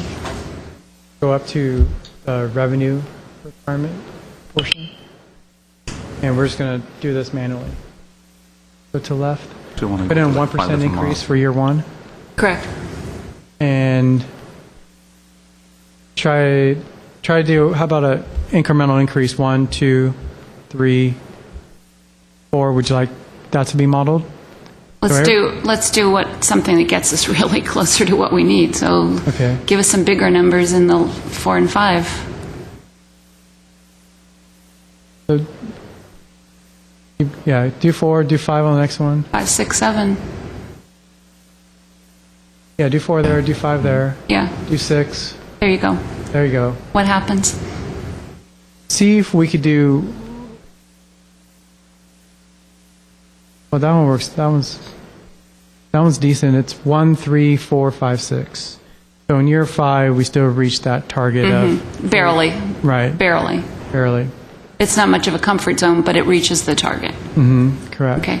And we- Again, this to me, I'm just one commissioner, but I think I would anticipate from the council that I saw is going to have a struggle coming up with a 3-person consensus over something that hits people hard in this year while we're hopeful that the economy will recover and people are struggling. So my suggestion would be that the motion that is sent to council provide for alternative scenarios rather than our commission. I don't know if that's doable in a motion. Can we send them scenario 1 and 2 or 1, 2, and 3 and recommend that our commission would be comfortable with any of 3 scenarios? Is that a possible motion? That's a possibility, certainly.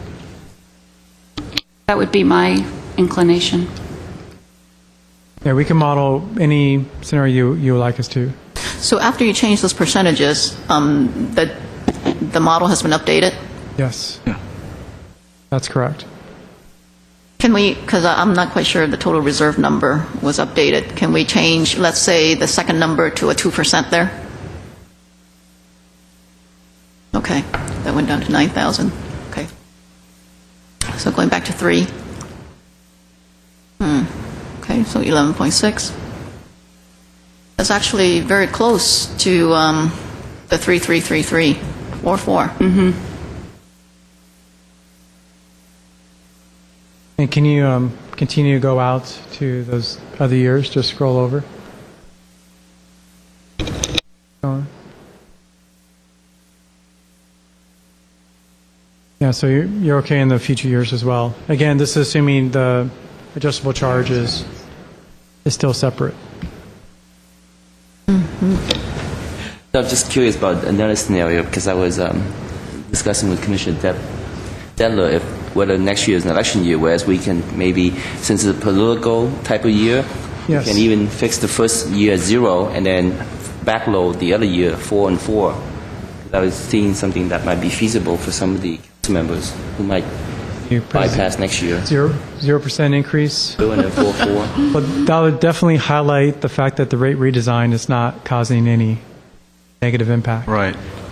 But, and then see if, Like that. 4, maybe. well, if we go, instead of 5, go 6 there. Well, you're 6 under, 6 where the 5, no, not there. 4. Get that 3 and then go 6 there. 6 where the 5 is. Oh, Push that back, please. And then make that one 6. 6. Ms. Godinez, what is city council election? Elections are in April every year. Of 2013, it's odd number years, right? 2013, yeah. Can I'd just like to add one thing. You have to keep in mind that there's a peripheral issue here that relates to bonding. And a 0 in the first year would make it, the bond, it would be much more difficult for us to bond. So we have to be careful. We have a fine line in those first couple of years. Probably 1 would be reasonable. I can't answer for the financial people, of course, but I do know that a 0 would make it more difficult. I also think that this is a serious issue, and we should not be planning it around city council elections. This is about making sure that our utility is fiscally sound, and we need to be approaching it from that perspective, and whatever way the city council members want to vote is whatever way they want to vote at the end of the day. So, I mean, I am for perhaps playing and delaying a little bit in light of the economy, but I think it's unrealistic to zero it out right in front of us when we're trying to address a problem. Kind of that's kicking the can down the road, and that's already an issue that we've had up to now. So there's no sense of continuing that sort of policy. can we try 2-2? Yeah, one other point to make as well is, remember, if you recall, this is a 5-year projection that we're playing with right now, but what we're proposing for the noticing is 4 years. But then this is, you're locking yourselves to make sure you're going to need that 6% Right. increase. Also, in regards to the bond issue, principal is going to come online. You're going to have interest payments, but then principal is going to come online in 2017. So the debt service payment is going to spike in that year, and you're going to want to have a gradual trend upward to reach that, as opposed to having a huge revenue increase just to cover Right. the debt service for that year. Exactly. Those are really good points to remind us, and I think City Council should hear that real early on, and that's an attention grabber and real important for the public to understand. Is it possible also to do the increases in less than round numbers, right? So we could go to 1.5 year 1.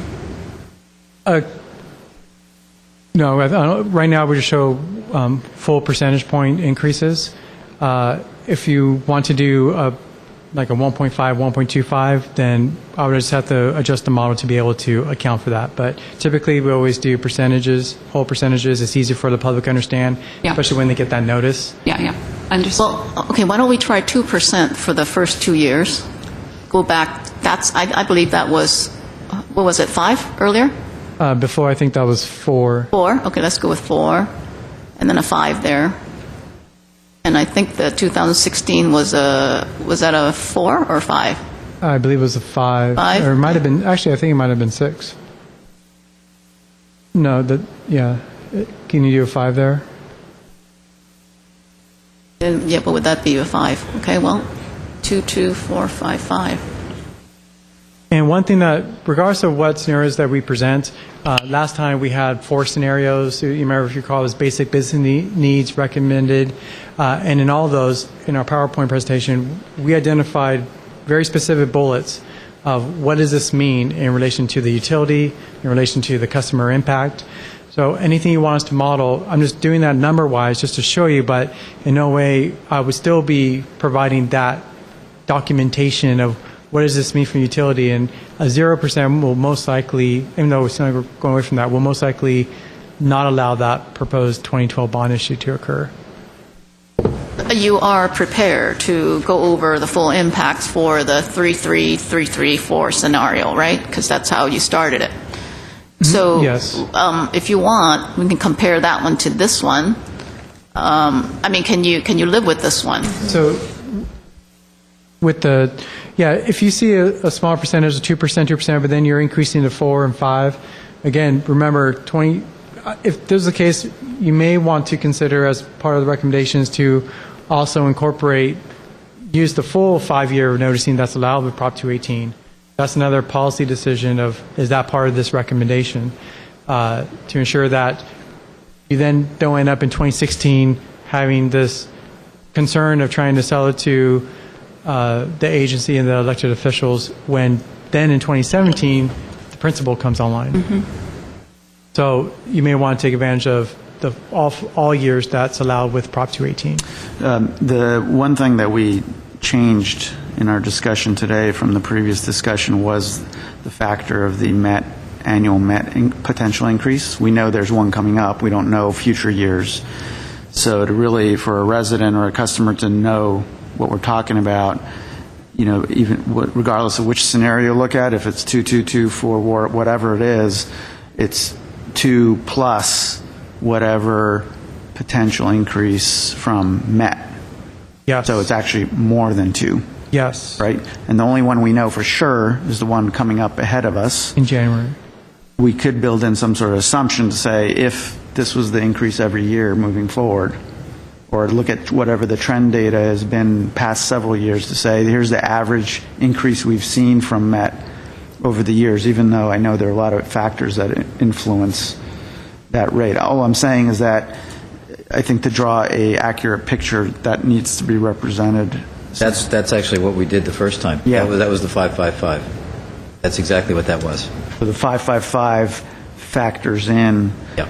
an assumption of a MET increase. That's correct. It factors in the one that's going to be effective January, and then 8% increases based on historical increases that have occurred with MET. So all I'm saying is that, so even though we might be saying 2, 2, 4, or 5 here, really, when you look at the MET factor, right, the cost that MWD charges us for the percentage of water that we buy from them, it's actually more than 2. It goes back up to 5. Yes. Right? I think an important, to build on that, the important issue here is clarity, and when we make any recommendation that's going to go back to council, the numbers they saw before were including the MET increase. So Correct. For us recommending these percentages and saying no MET, we're really comparing apples to oranges and saying, we're not really, this is not really a 2% increase, and I think there's a bit of a confusion there. I can see how council may be confused or not understand what they saw before to what, they'll get it, but our recommendation won't make sense because we're basing it off of a different criteria.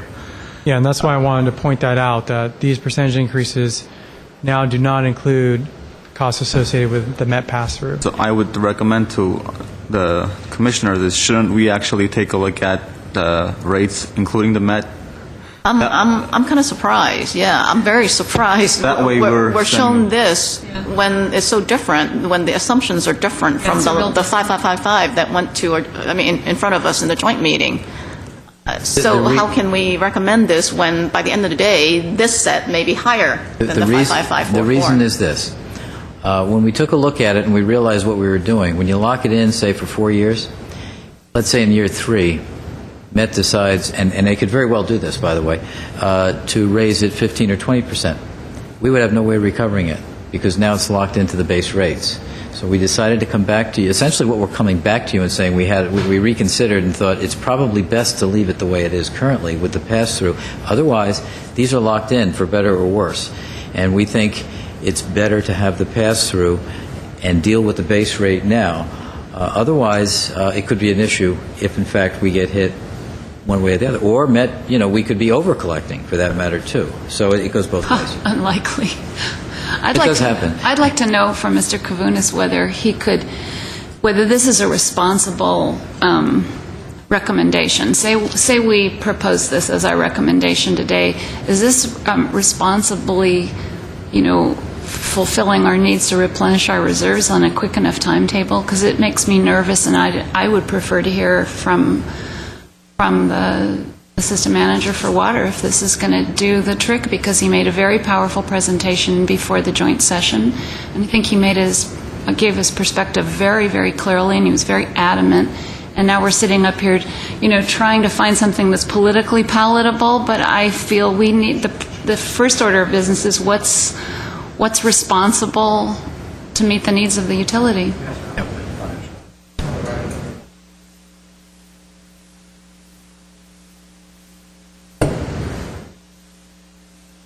Madam Chair, members of the Commission, This is, we always try to balance impact to customer and financial viability of the utility. They're both equally important to us.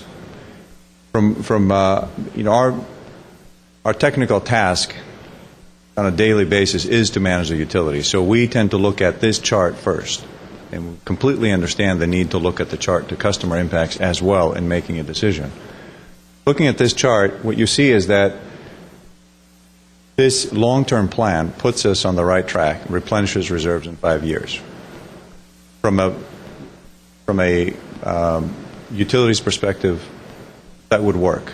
The question is, can we stay on that path for 5 years? Our recommendation to you and to City Council is a 4-year rate increase. Not 3, not 5, but 4. We think that's sort of the right place to be in between. And if I had a concern, it would be that, if you can please show the top left of the screen, is that 4 years from now, we come back to you and ask for another consideration of rates. If things go well and there's no major changes that require us to come to you any sooner, we would be looking at that time at a 5% to be followed by a 4%. So, I believe that once we get past the hump of the next few years, if you look at 10 years out, then you see that the required revenue increase on an annual basis is very small. It's there to be sure. It's necessary on an annual basis. And my suggestion would be that we present that at the time we present the budget. But the question is, how do we get over the hump? And I would hate for the city of Glendale to find itself 4 years from now saying, we really don't want to do a 5% and a 4%. Then you have the principal interest, the principal payments due, as Mr. Isaac said, and then we'll go back into the mode, kind of retrenching a little bit, paying out of reserves, and go back into let's put it off, let's put it off, let's put it off. So from my perspective, this works. It does work. I would have a little more comfort if we had as much of it in the first 4 years as palatable to our ratepayers and customers who are ultimately the owners of this utility. So So you could live with this, but you would prefer slightly more accelerated? If possible, that would be my preference. I don't know what the lenders would do if they looked at 2% and 2% revenue increase. We clearly show that we have the debt service coverage. We definitely have that, and technically we could tell them, no problem, we're covering our debt. But they do like to see strong support for the utility's financial needs. I mean, you hear that all the time. The rating agencies like strong support. So if we commit to 4 years of revenue increases, 2, 2, 4, and 5, and this is excluding the MET pass-through, we do show strong support. We show that we're getting back on track in 5 years. So from a personal point of view, a little more accelerated would work a little bit better, but we can live. Any other questions, comments? Yeah. I want to respond to Steiger's comments about how this was presented before in this way. I completely agree this is probably the better way to present it, but what we have done already is we presented it in a different way.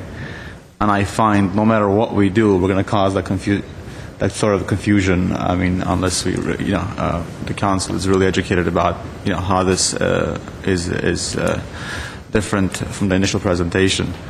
And I'm looking at year 1 and 2. The reserves don't change that much in year 1 and 2. No matter what we do, it's really in year 3 where it starts building up.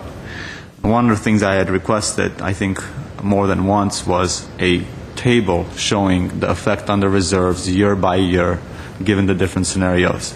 That's one thing I still don't have, because it'll be nice to see, and to answer my colleague's question as far as is this responsible, it would be nice to see how that reserve changes year by year, and what impact it has, what impact each scenario has on that reserve.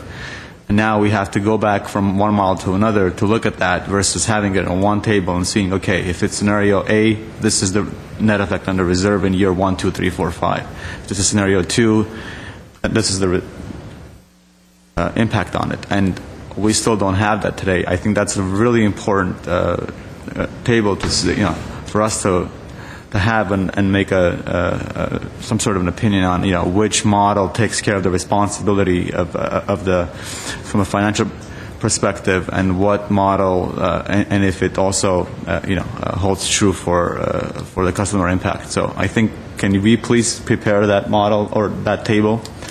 Because right now I have, I want to compare the difference between.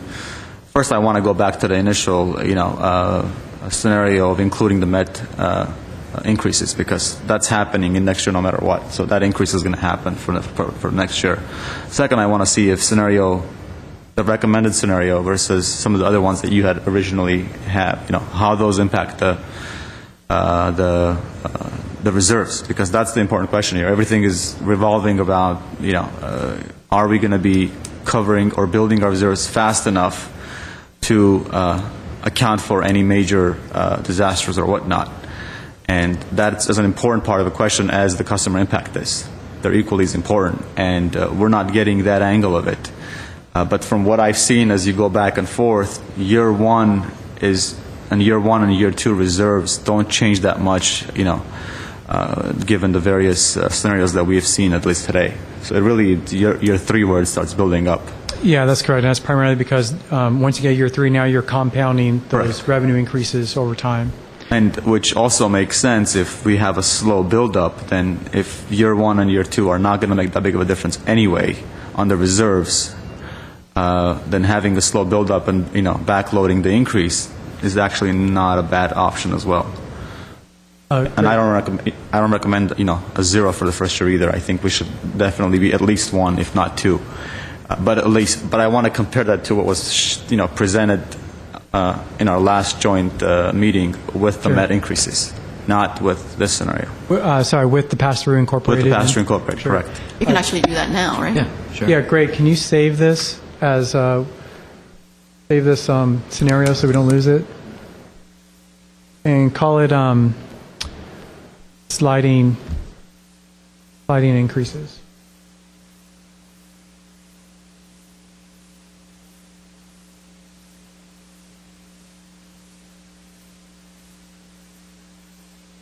So now all those parameters were just saved in our model, and now it's part of the pull-down menu. I could go back to would you like to see the initial recommended? I want to see the initial recommended and how it impacts reserves, and then I want to see the alternative, I think, the 222, and see how that affects reserves, and if we catch up over the 5-year period or 4-year period. And get the pass-through, please. Scroll up.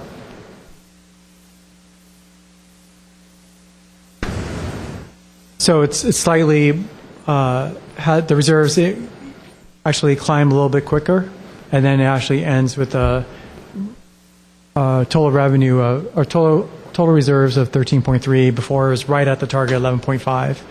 One thing though is with this total reserves, even though it's building up, if capital improvements come online in that particular year or future years that are ongoing, then there's funds available above the minimum balance that could be used for that without increasing rates. Correct. Yeah, correct.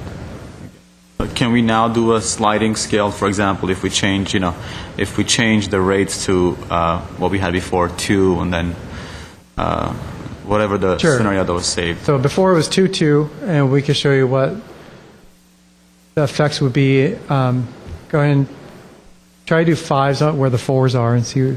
We're going to need a much bigger. Yeah, a lot more. Try 8s. Yeah, just to see.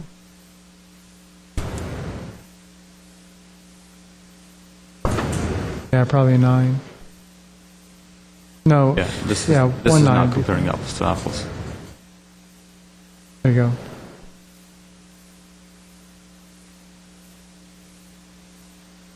So as you can intuitively, it kind of makes sense that now that we included the pass-through, and then remember, we're also assuming that it's increasing each year. Yeah.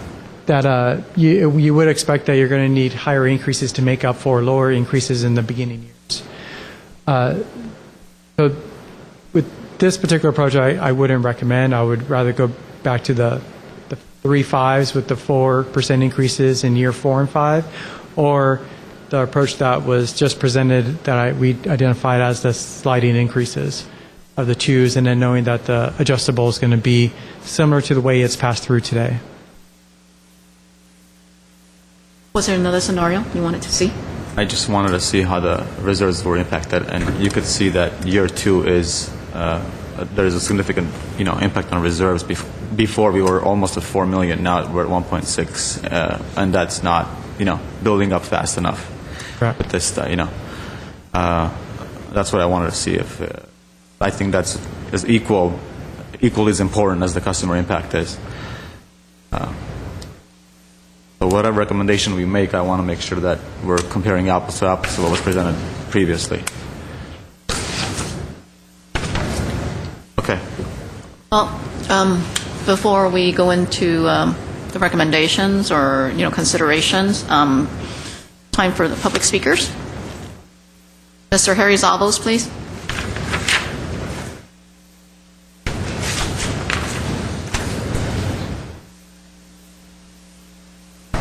Commissioners, before I begin, I had submitted to the mayor some questions along with Article 13D of the state constitution, and 2 of them got passed out. One is incorrect, so the correct one should have a full page on page 3. So if you have one where page 3 is, that's not the right one. The right one, I think Mr. Milano passed out the correct ones. They're being passed out now. I submitted this some 3 weeks ago to Mayor Friedman, and last week she said she had sent them on to Mr. Steiger, and he would respond to them. I talked to him today, and he said he'll set up a meeting where we can talk about them, but they have some relevance to my comments today.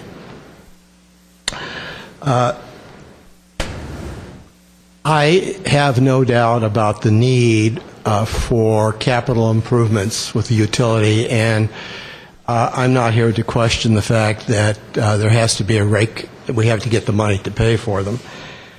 But my question is, we have to do it within the framework of existing law, particularly as the Constitution lays that out. And if you look on the 3rd page of the handout and you look at item 3, here's what the Constitution says about the rate that you charge to the ratepayer. It says the amount of a fee or charge imposed on any parcel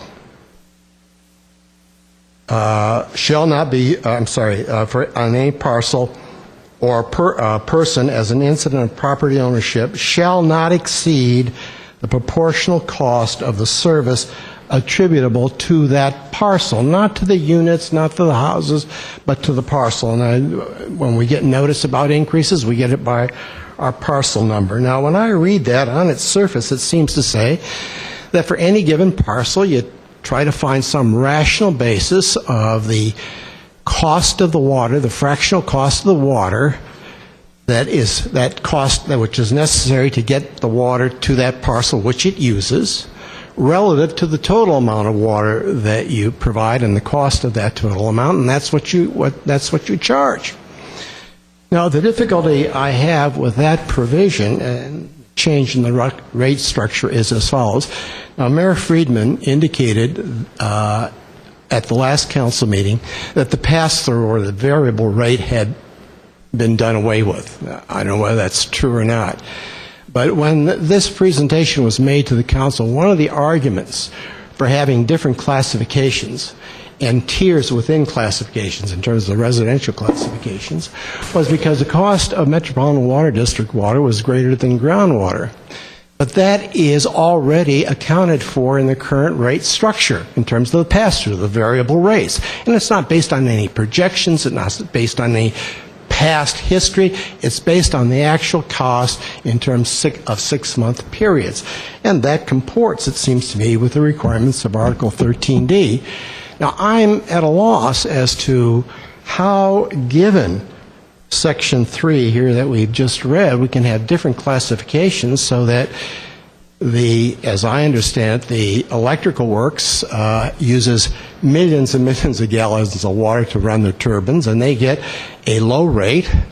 whereas a single-family residence with a large lawn and maybe 6 to 7 people in the family and a pool gets a higher rate. I don't see how you can read that in there.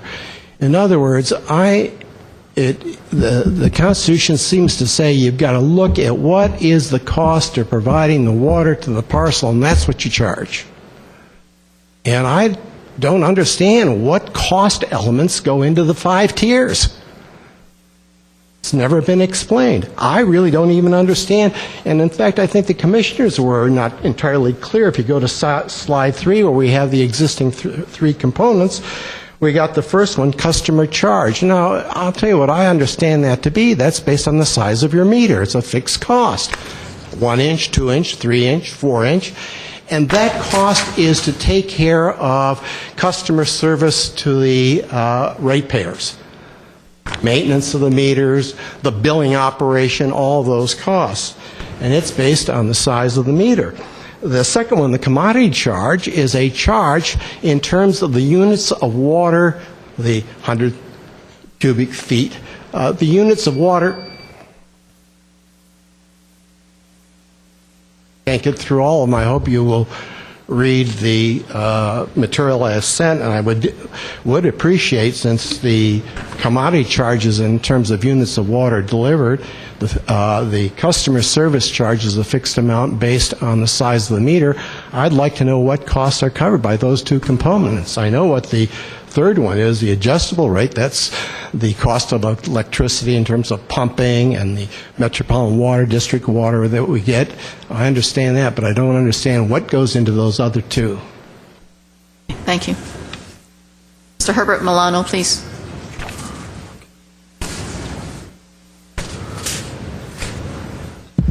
Commissioner President Chan, members of the Commission, and staff, my name is Herbert Milano.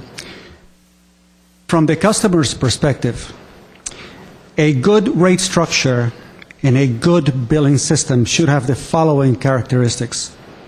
It should be transparent. It should be simple. It should provide a measure of control to that customer. How much can I reduce, for example? And it should have fairness.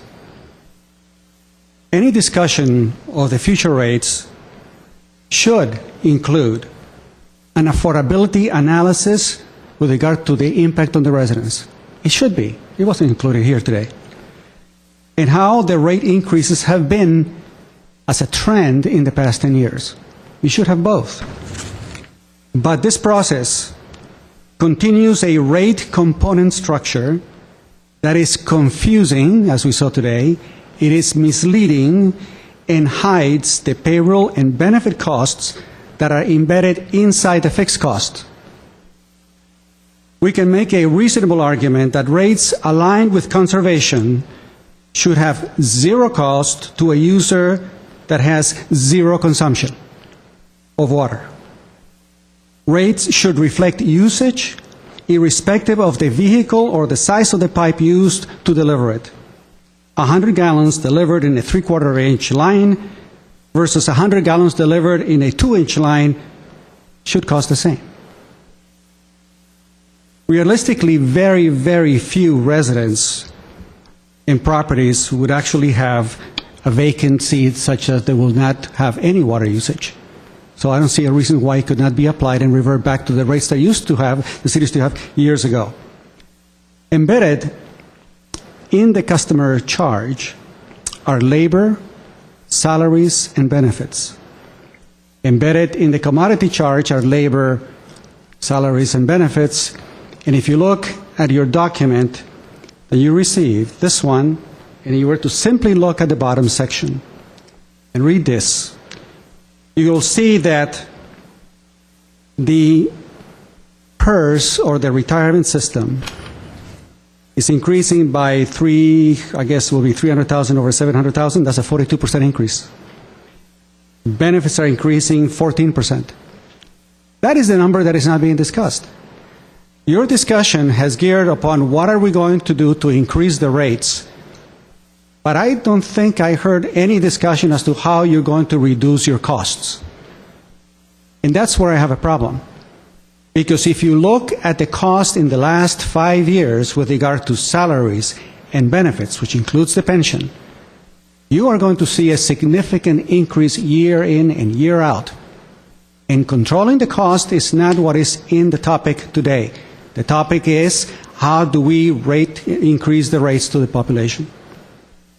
I think that a responsible approach to this must include a serious discussion of what is taking place, how the City of Glendale has used an essential service to the public, our ability to drink water, and say we are going to put in there the cost of a luxury pension to a firefighter who now gets $180,000 a year as a pension, adjusted for inflation. How could that be fair? You know, we can make all kinds of models, but at the end of the day, if you're not looking at the trends in fairness of the city, you're not doing your job. It has to be addressed. The abuse has to stop. And I don't see or hear anyone speaking about that particular issue. The cost of the general fund of the City of Glendale has increased so significantly that the city has been forced to tap into, no pun intended, into the water department to transfer those funds that were needed all of these years for its infrastructure and for its proper maintenance.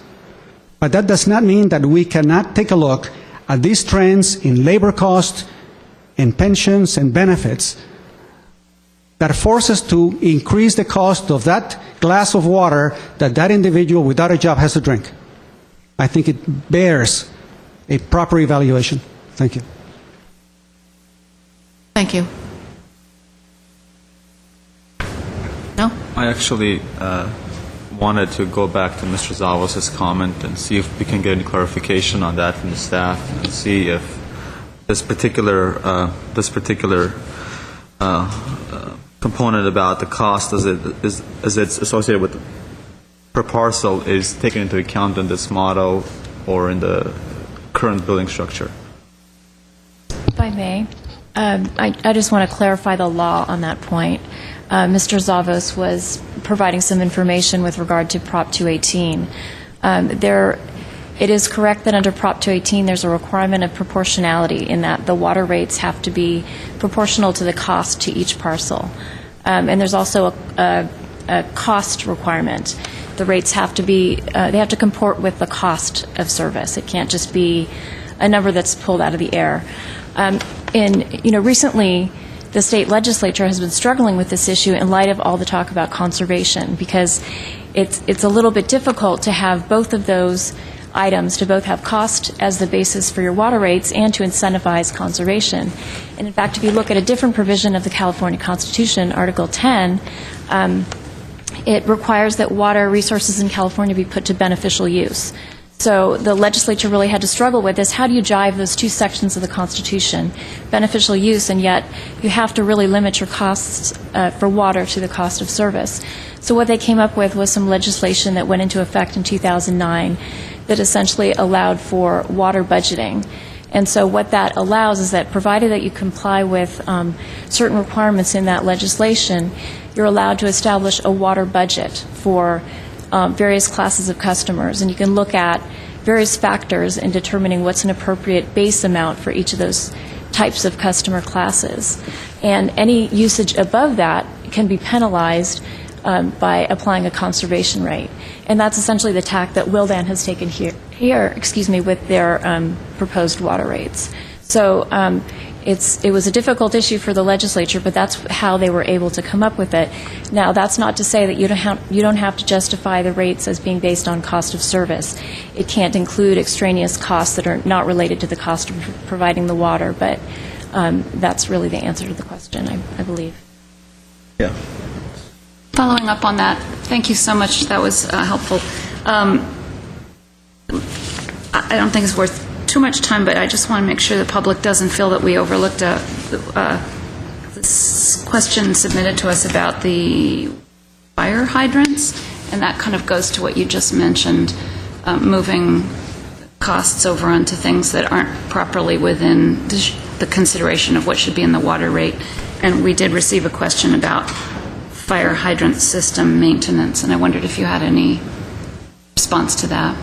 I guess it would depend on how one considers the fire hydrant maintenance costs, and if that's a cost for general governmental services, then it's not rightly included within a water rate increase. It's not something that would be covered by the water rates. But if those fire hydrant costs are, if that's part of the water system and the plumbing system, then I think it's appropriate to attribute that and price that as part of the water rates. So it would really depend on how one characterizes those fire hydrant costs.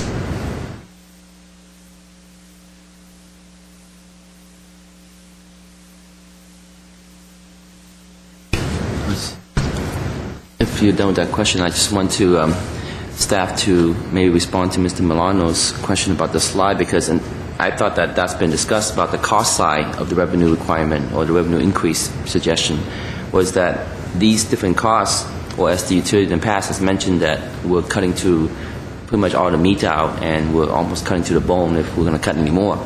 So the cost items on the slide 4, that these overtime, pensions, and benefit, those pertain particularly to the water utility costs. Am I not correct? It's not the fireman down the street that pertains to these costs, and that we're not transferring anymore.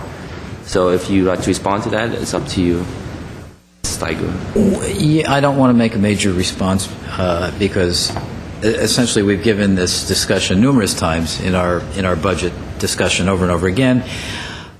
You're correct. We're not a general. We have nothing to do with the general fund other than transferring approximately $21 million a year to the general fund, which we do, and we have an obligation to do so as a utility, as any utility does, either through franchise, property taxes, or in our case, a transfer.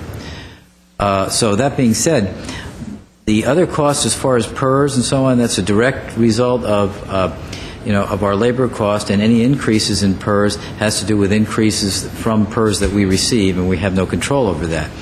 Our labor costs for the water utility represent about 16% of the entire cost of the utility. It's not a major cost, so it's actually not the driver, as we've said numerous times in these rate discussions. So essentially, anything else would be how are we cutting costs, and again, we've come in front of you, in front of City Council, to show you what we've done in the last 2 years and what we've proposed to do in the next 5 years in terms of minimizing, and we've dramatically minimized, and Mr. Kavunas, if necessary, can give you some detail on how we've minimized our expenditures moving forward. So we've provided that. I don't think we should use tonight's time for that unless there are other commissioners want to hear more about labor costs. 6:30. No, and I would like to point out here, from the table, I am seeing a drop in salaries for the projected budget 11-12. I'm assuming that's due to attrition, maybe? When people retire or leave, you're not rehiring? Well, and it has to do with the amount of capital versus O&M. Okay. Yes. Yes, and I mean, I personally see slight increases, minimal, for the size of this utility. So I don't feel it's critical to discuss this at this point. Any other questions or comments? No, I think the issue of the general fund issue is kind of water under the bridge, no pun intended, at least from the water side of the budget. That's not to say, I'm not casting a judgment on right or wrong. It's just it is what it is. And we are, unfortunately, dealing with the consequences of that approach. But that's not to say that if we had not adopted that approach, that somewhere else in the city budget we wouldn't be dealing with similar types of issues. Funding is funding. It has to come from somewhere, and it depends on what what sort of services residents want their city to provide at the end of the day. Having said that, I do think that I'm hopeful that this will at least correct the water side of the issue. We still have to deal with the same issue on the electrical side, which I'm sure is coming right down the pike at us. So we need to come up with a recommendation. I do think, though, from a public perspective, it does create backlash when this is the way things are approached, because there's a feeling like there's lack of transparency in terms of the way it's been handled in the past. And I hope that this will lead us to a trend of very clear transparency on all fronts, including any sort of general fund transfers, so that residents know exactly how they're paying for what they're paying for.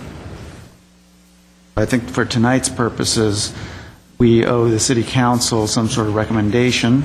I'm sure there's going to be plenty of opportunity for them to debate this further and consider all the different scenarios. They're going to go through it for their own purposes, at least as much as we have probably, given the severity of the issue in front of us. But I think, at least as appointed commissioners, we owe it to them to give some sort of recommendation.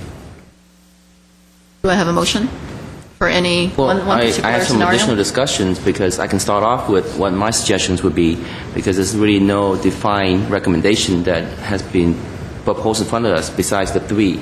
But if we want to deviate from that, because I would like to, at least for my top three recommendation, I can start out with that, is that to have, that's 555, the initial 5% that was initially the recommendation, because I think that's the right way to go to put the utility back on financial footing and also to continue the operation and capital improvements that are necessary. And also with that 555% is to, for each scenario, I would like to see the new rate redesign be implemented. So that's my suggestion on whether any option gets adopted, that the rate design gets adopted regardless of what scenario is picked.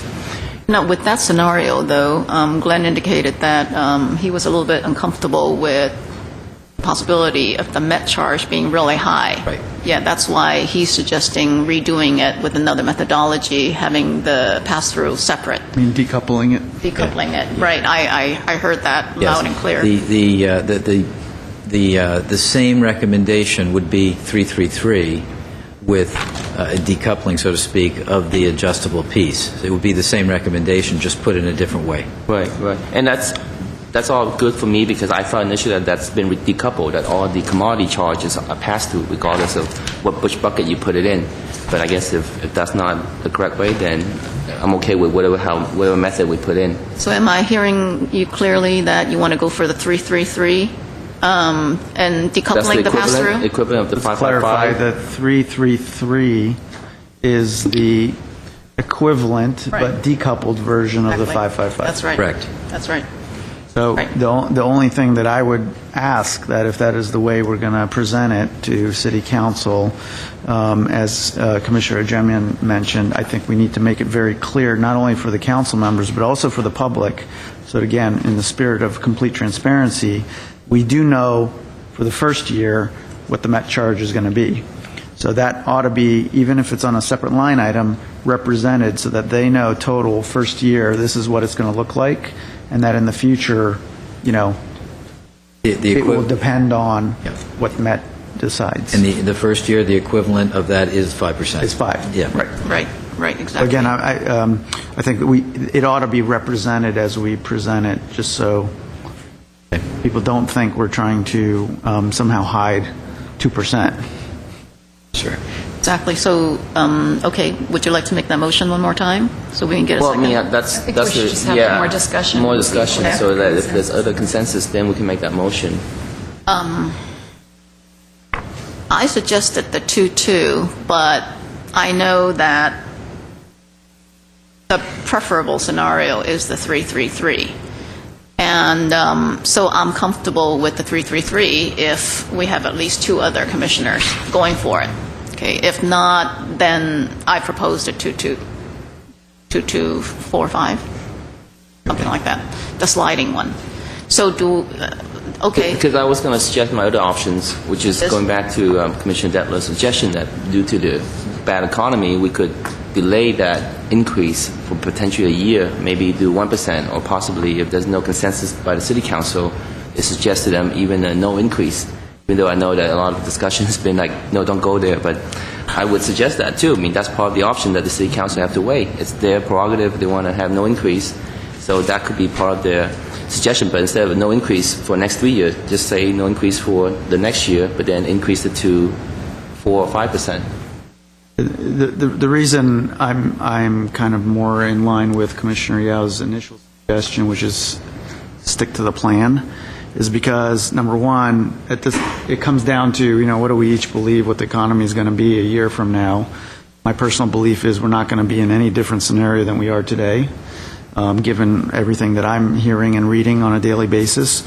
So I think that we're not buying us the amount of time that I think it will require for us to dig out of the current state we're in. But again, that's just my personal opinion. I'm not a qualified economist to sit here and predict things, so I'd rather tackle it now and make sure we're on the right footing as a utility, because I personally don't believe that 1 year is going to make a difference in enough of a difference on the economic perspective for everyone all of a sudden to feel better about where we're headed.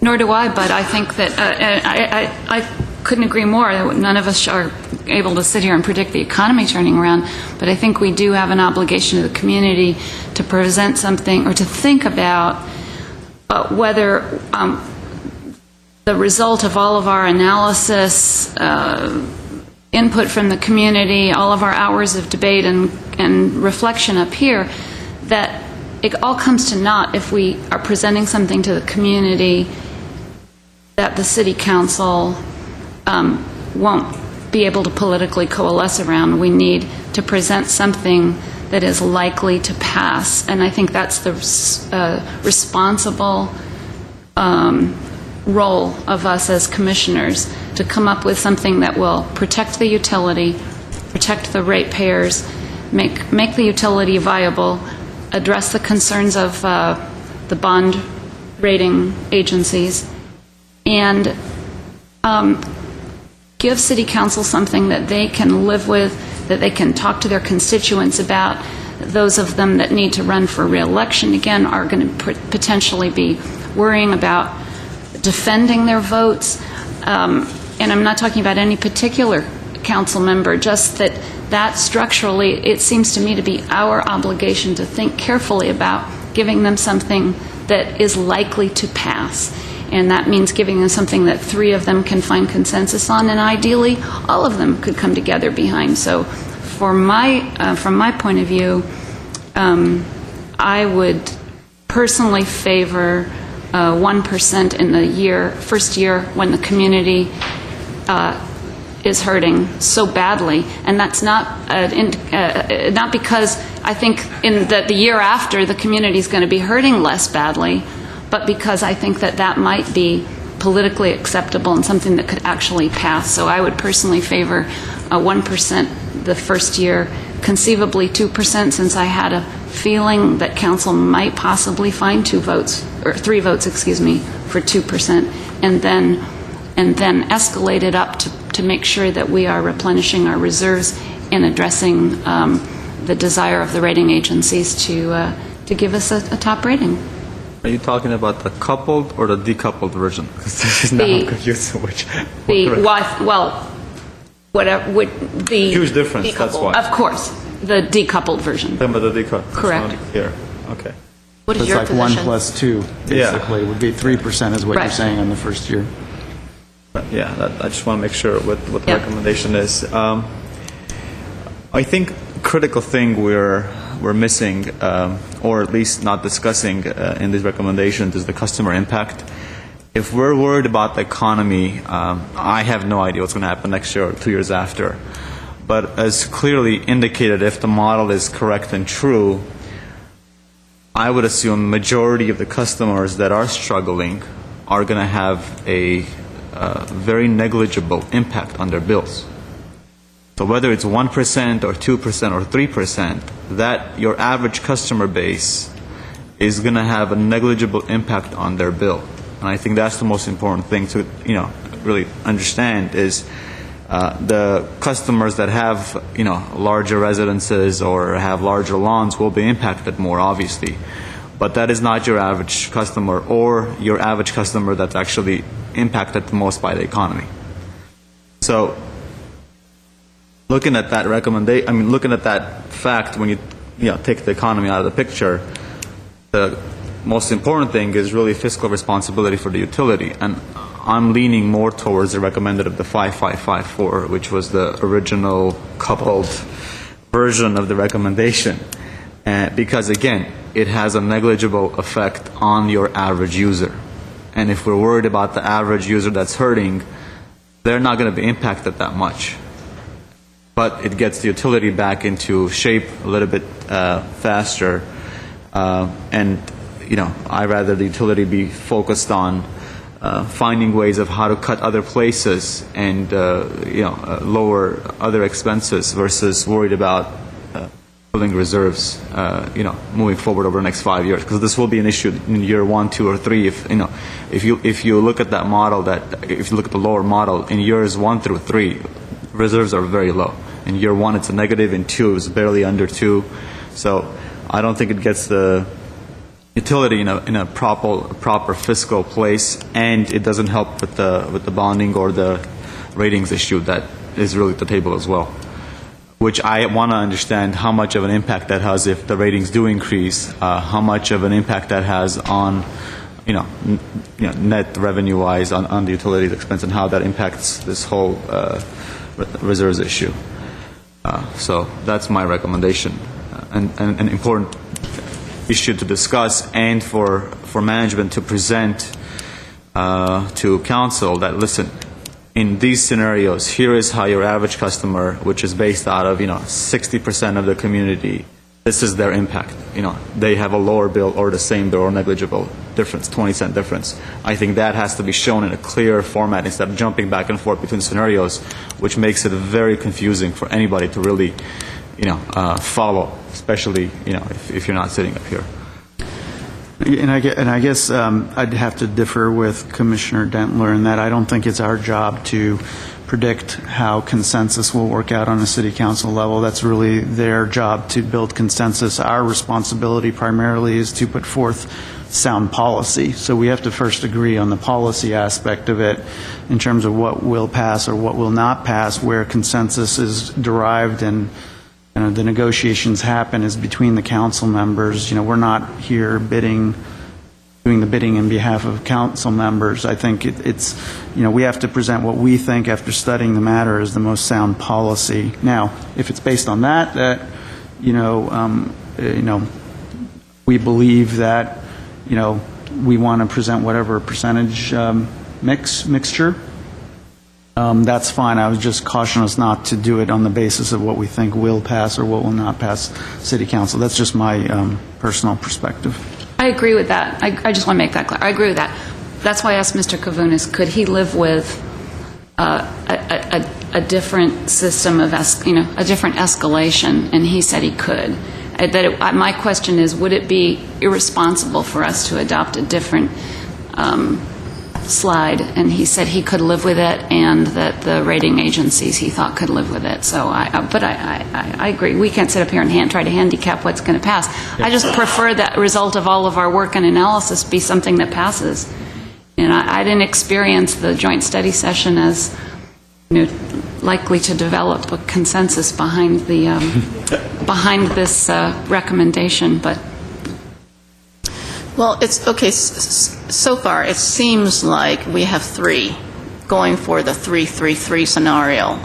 When Commissioner Ajemian mentioned 5-5-5 coupled, that essentially means the 3-3-3 decoupled, which is the recommendation from staff. Yeah, and I would encourage going with the recommendation from staff because that way we're not taking huge risk with the MWD costs. So I personally don't insist on coupling it.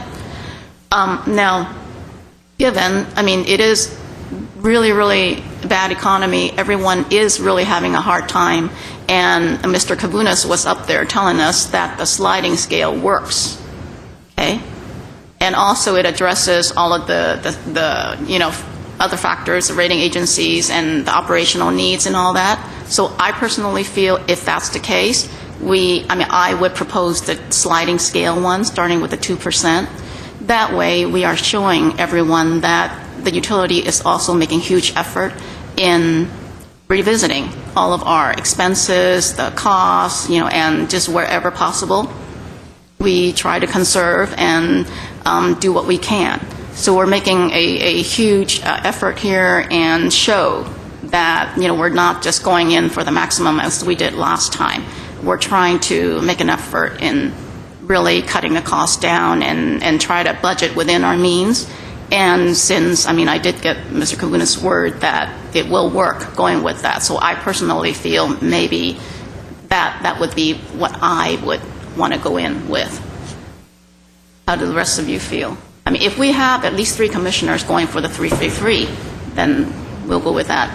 Well, that's one caveat for me is that I would like to see the rate redesign be implemented. So what is the bare minimum increase that we can have to make that happen? Because we've been holding off on that for a few years now. And so whatever it is, if it could be lower, if it's escalating scale like President Chan was suggesting, that's fine too. But if we can have whatever the minimum escalation would be to implement the water rate redesign, I think that's the plus, and I would strongly suggest that.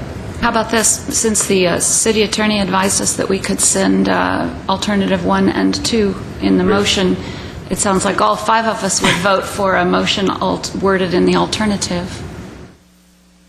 I was going to suggest that, and I think we should at least send at least 2 versions of what we think is plausible, but also separate out what Commissioner Hugh talked about, which is about the rate redesign. I think that should stand on its own. No matter what happens, that passes. And then we have version 1 and 2 as far as the increase are concerned. Because from what I understand, if we have the redesign alone by itself, it should still be it doesn't put us in any worse position than we are today. Does not put us in a worse position. Correct. No. So I think all this effort shouldn't go to waste, at least, and we should have the redesign to promote conservation and whatnot. And then also recommend 2 other alternatives to the council that we are all comfortable with one of them being the 555 or the 3344 decoupled. I thought I heard Mr. Kavunas warn us that he really doesn't want us to separate out the rate redesign. It sends the wrong message and might lead to down the road of council and the public thinking that we could have done this in a 2-step process. That's correct. I would agree. In fact, we showed you what happens if we just do that. Yeah, that was a scary slide. Yeah, it is scary for us, very much so. But it's also where we are today. So if it doesn't pass, then that scary slide still exists. That is, we're not going to change that slide no matter what. That's why we don't want to propose that scenario. We don't want to make that an option. Yeah, let's send the motion. We need to increase. I apologize. How about a motion? I propose the motion incorporating option 1 and option 2, both options incorporate the rate redesign, rather than a motion that has rate redesign plus separated out from the rate increases. Let's send City Council a recommendation for adoption of the rate redesign to include either of the following 2 revenue increases. Well, like you said, it's up to the City Council to make that decision. So I don't know why we can't break it out between motion 1 as approval for a rate redesign, and then motion 2 will be an increase to rate for 3% for the next 3-4 years, and then motion 3 will be rate increase escalating small 2, 2, 3, and then they can approve 1 and 3 rather than. But your option 1 is really not what the commission is recommending. None of us, I think including yourself, is recommending approval of just that one, which is just a redesign without any increases. That's not something that any one of us wants to live with. I would take a small victory if the City Council approves the rate redesign and then reconsider it. Could be a few months later when they realize that they can't do one way or the other. But if they don't approve anything, then we're back to where we're at. Well, if we make these recommendations, then City Council is going to assume that every scenario is, has been analyzed and acceptable to every single one of us, but that's not the case. Scenario 1 with just the rate redesign with no increase doesn't work for anybody. I don't think any one of us here feel that that's helpful. But at least you laid that option out there so that they can approve one. Why would you lay that option out there when it's not acceptable? It could be acceptable to the City Council. No, but it's not acceptable to us, it's the not board. It's not responsible for acceptable. us. It's not acceptable to the utility. Unless Commissioner Yao is saying it is acceptable to him. But to him, one. Is that to you? Will be able to understand that. I think they're pretty smart guys up there and gals, that they can understand that you can approve 1 and 2 or 1 and 3 rather than 1 by itself. But if you lay that option by itself out, then they could potentially approve that. Well, by the same token, if they want to separate the two, they could do it themselves. Yeah. as well. And they could even send it back Doesn't rely for- on our motion whether or not they do that. So I'm comfortable with presenting them two rate increase options, both of them including rate redesign in it. And if at the end they really cannot come to a consensus on any sort of rate increase, I'm sure they will, and staff will at least recommend or look at what sort of rate, what we do with rate redesign by itself.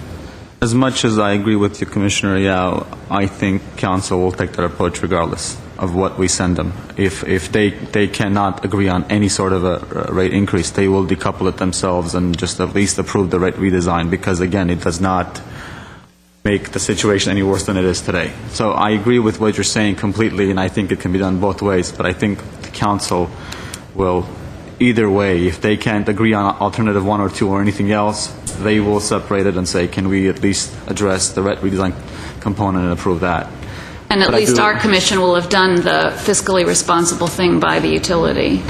I really think it's how you present it. I don't think it matters. I think if you approach it as a 1, 2, 3 versus but the redesign being a separate issue, I don't think we're really hiding or coupling anything. I think council will do whatever he wants to do. But at least if they understand it, because during the joint session, that wasn't really proposed. It was really just rate redesign with an increase rather than a standalone. And there was no mention of the impact to what it would be if it was a standalone rate redesign and no rate increase. So as long as City Council understands that from staff, then I'm okay with organizing rate redesign plus increase, and then whatever the scenarios would be. So it'll be up to staff, for us to trust staff to convey that message to the City Council. And ourselves as well. We can obviously address that with council as well and explain to them that that's an option as well, with the staff being, part of it. And that is an option, and I think we reviewed it today with the slides, that with just a rate design and no increase, we saw a pretty ugly scenario. So I think that can be presented to the City Council to convince them, yes, that is an option, however, it's not something we can live with. So totally, yes, we can do that. Now, at this point, it sounds like we have at least 2 or 3 commissioners that are willing to go in with 2 scenarios, both with rate design and then the 2 different scenarios, right? Let me make sure I understand what your options are. One option, as I understand it, and both, I gather, will include the rate redesign as a component. But option 1, I guess we can call it, would be the 3%, 3%, 3%, and then 4% for a 4-year increase. Is that correct? Well, 3, 3, I think 3. recommended was, with the coupled was 5,554. Right. Right? So it would be 3,332. 3332. Okay, and then option 2 would be the rate redesign. Is that correct? Excuse me, Commissioners and City Attorney. No, the decoupled approach, which is representative of the 55544, would then change to 4 years, a 3% increase, with the fifth year just showing in the projection of a 4% increase. So it would be 4 years, 3%, and then a 4%. 3334. Okay, and so then the other alternative, which I think Commissioner Chan proposed, was, I had written down 2, 2, and then 4, 5. 2245. I believe that's it. Accurate? That one I have to look back at the model, but I know it was basically the first 2 years of 2%, and then what made the most sense to ensure that we meet the fully funded reserves in year 5. Right, 11.3 in year 5. Yeah. So. I believe it was Check 2, that. 2, 4, 5, 6. Well, he saved it as sliding. Sliding. If we could look at that, it'd be good to know specifically what we're recommending. And while he's pulling that up, if I may suggest as an alternative for you to consider whether you want to include as part of your motion a recommendation that the City Council authorize the Prop 218 notices. Yes, Okay. we would. That in there. Does that have to be a separate motion, or We'll put it in the same one, yeah. 22455. 4, 5. Madam Chair, if I can, there's a thought that's been on my mind ever since I stood here, and I told you that was okay. I still stand by that. I mean, we need to make sure the model's been run properly, but, those are the metrics that really matter to the utilities. Do we have enough money? Are we building our reserves? Can we pay our debt? And so that's fine. I just would like you to think 4 years from now. So if this action is approved by City Council, let's say they pick this scenario, over the next 4 years we have a guaranteed revenue increase and puts the utility on a sound path. At that point in time, we would come back and present to you and to City Council the next 4 years. And at that point in time, we're going to say, if all our assumptions have held, which is a big if, we would be saying 5, 4, and can you show the next couple of cells? 1 and 1. I'd like to suggest to you that at that point in time, we're not going to hear a resounding yes, go for it. At that point in time, we're going to hear well, why do you want to load it up front? Why do you want to do a 5%, 4%, 1 and 1? Why can't you do a 1, 1, 4, 5? And so I'd just like to suggest to you that, I mean, that's just human nature. The economy is just going to be going gangbusters at that point. We're going to have so much money, we won't know what to do with it. I hope that's the case. It's just, I just want to caution you, while I think this 4-year plan works, I think we are building ourselves a little bit of a high expectation for the next 4. And so I just want to clarify. So you would propose? I would propose that we don't have as big a hump for years 5 and 6 as is being proposed. If we can shift a little bit of that in the first 4 years, it would be better. I stand by. Which comes back to your original proposal, right? Which comes back to the staff recommended proposal. So I just want to clarify that. Again, if the numbers are what they are, and this is the first time I've seen them run with a 2.2, 4.5, I stand by that. We meet reserves in 5 years. We have positive cash, and we can cover our debt. We can issue debt and cover debt. So that's okay. And you just, by nature, being conservative, and I tend to think long term.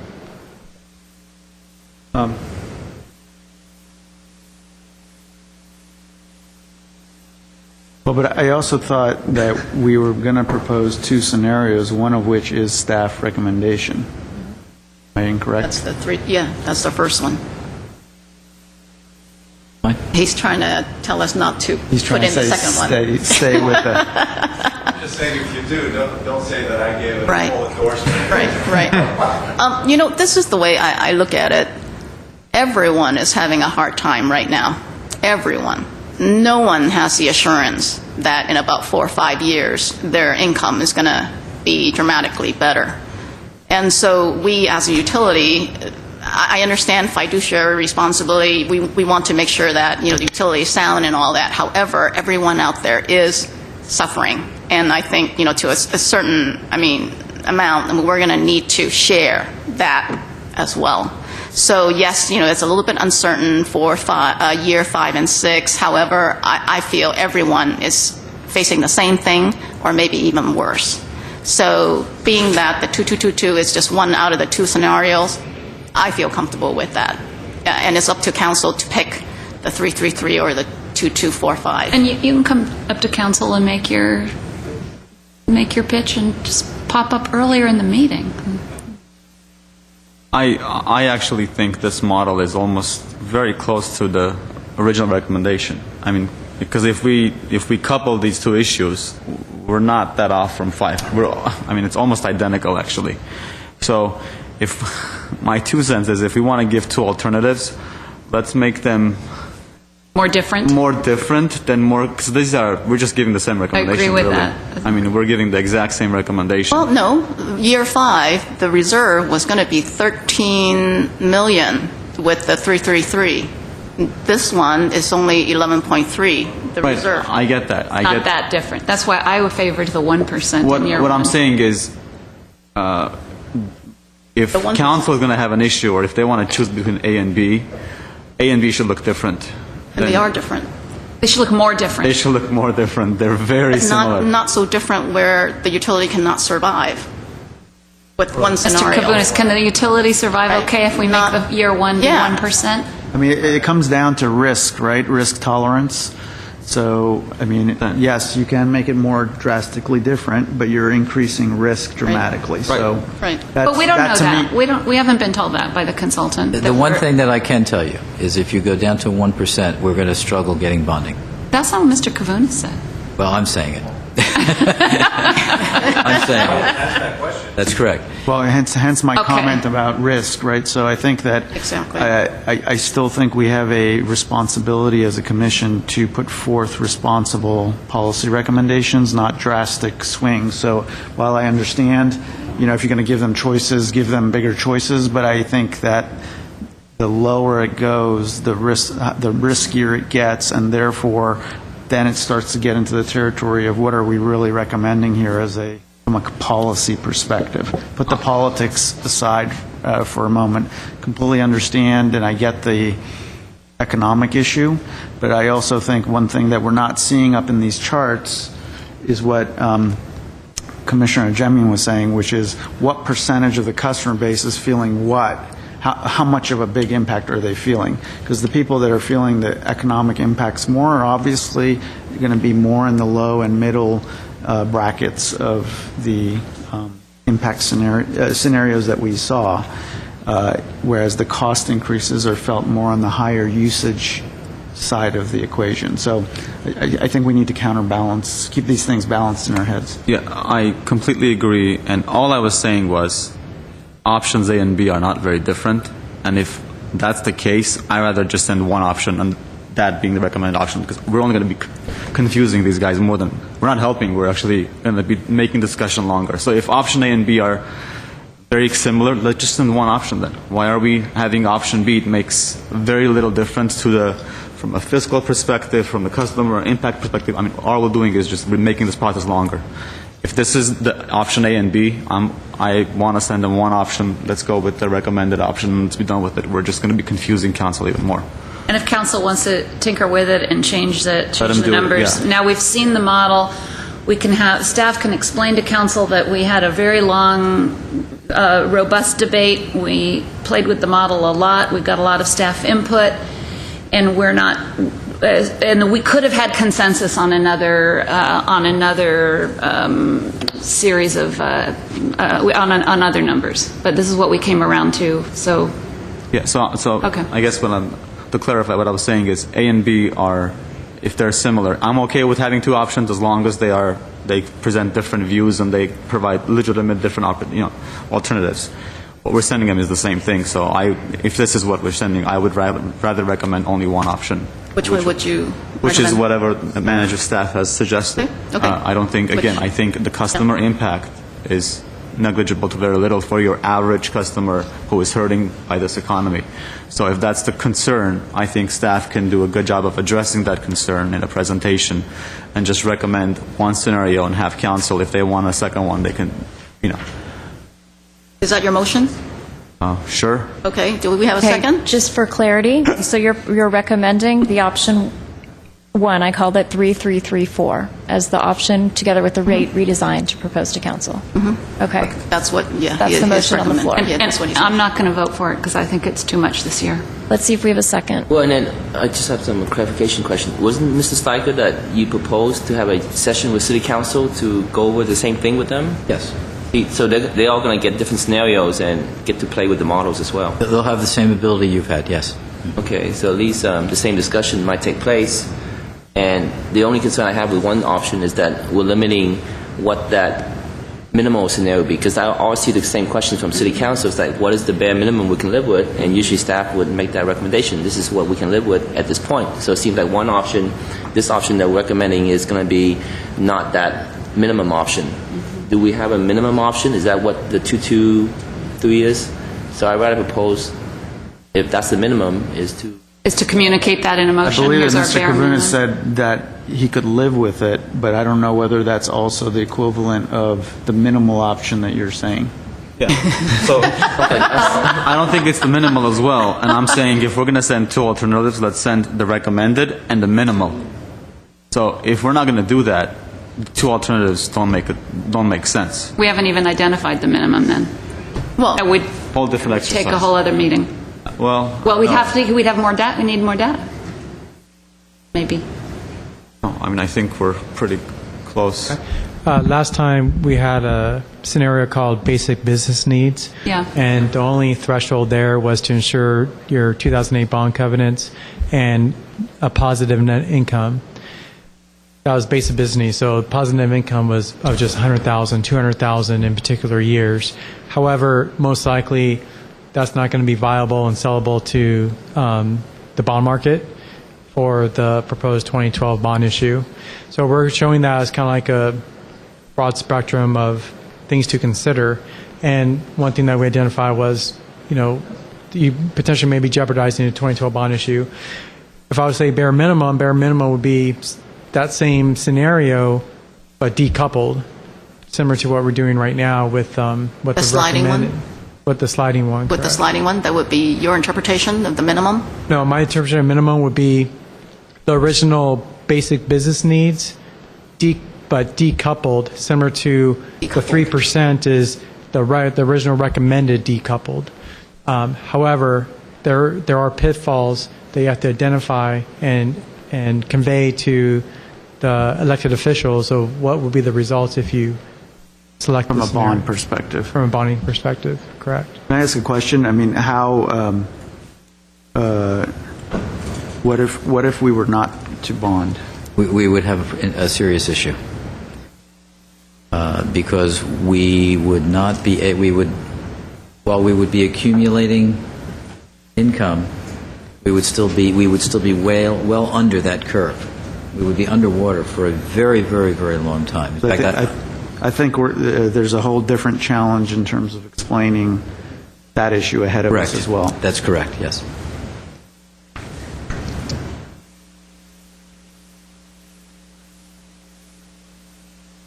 Well, Commissioner Ajemian made his motion. I don't think I'm getting a second. Is there another motion? And his, just to...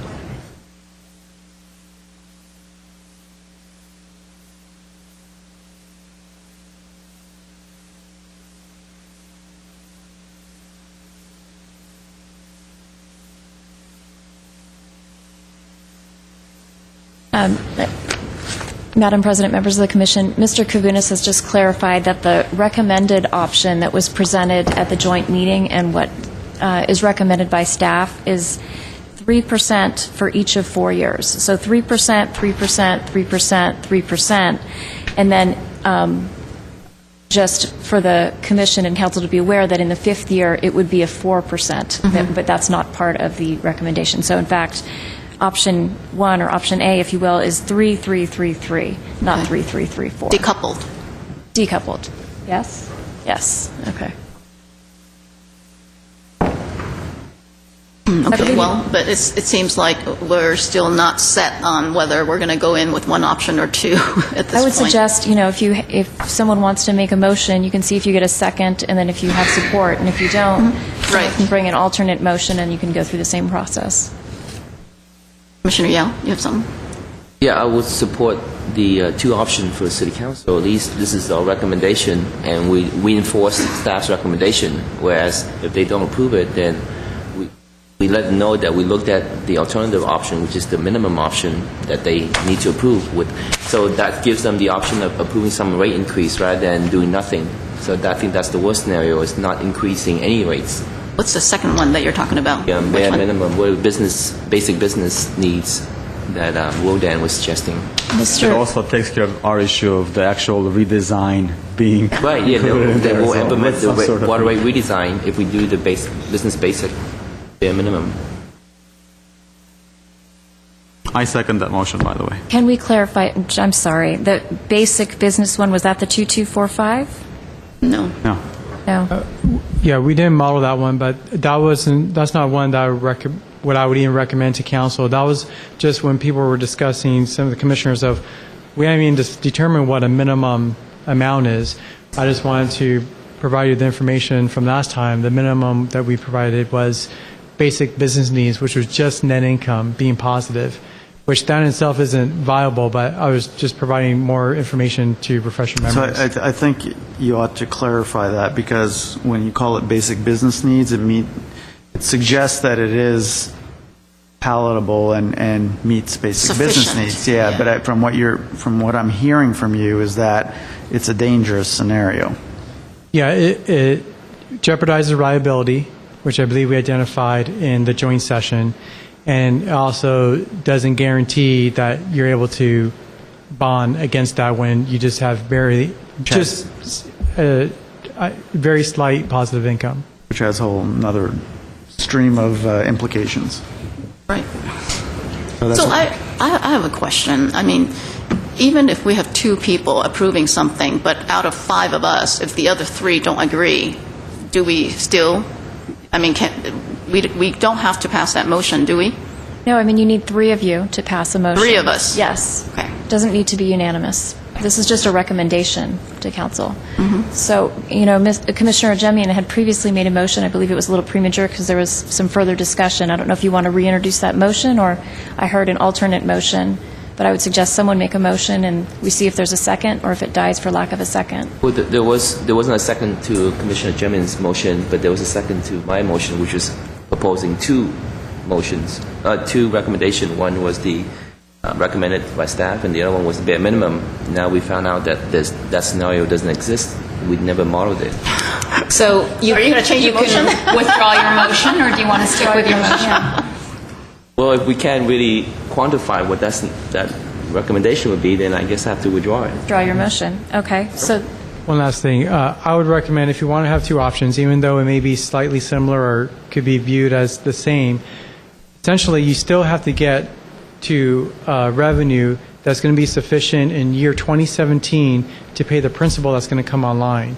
So because of that, and to make sure that it's still a reasonable, palatable increase through the years, I think the sliding increases should be the recommendation if you wish to present 2 options.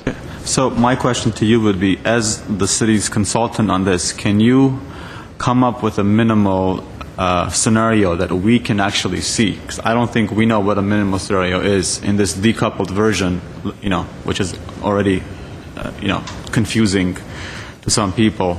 Can we very quickly come up with a minimal scenario that I think at least 1, 2, and maybe even me, I might be comfortable with? We have 3 commissioners that are asking for that, and maybe even, can we do that as an exercise in a very quick, some sort of a sliding scale that takes care of our minimal bonding needs, our reserve needs, and whatnot? Sure. I believe we actually went through that. Is that the one you saved, the sliding scale? That's the one I saved for a sliding scale. The only other options you have is if you wish to reduce the R&R reserve minimum balance, where instead of 2.5 million, may make it down to 1 million. That might shave 1 percentage point on the later years. But eventually, regardless, you're going to have to reach. That keep us compliant, though? Yeah, it would just mean that you just have less money in the fund for unexpected circumstances. Which means higher risk. Yeah. Which doesn't sound like a prudent recommendation from our commission. Leave the R&R. I'm not willing to take those sorts of risks, because I think that, neither do I think a city council at the end of the day, despite how fractured they may be on this issue, they'd probably prefer not doing anything than overdoing something that is viewed as being risky. Yeah. Right? Then I believe we got there through that exchange of finding out what we now call the sliding increases. Can we look at the sliding increase model? Sure. Very quickly? Sure.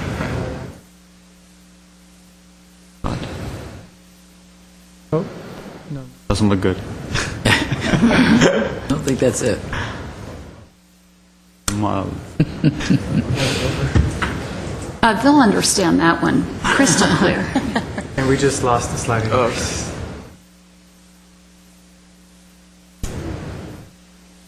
Control Z.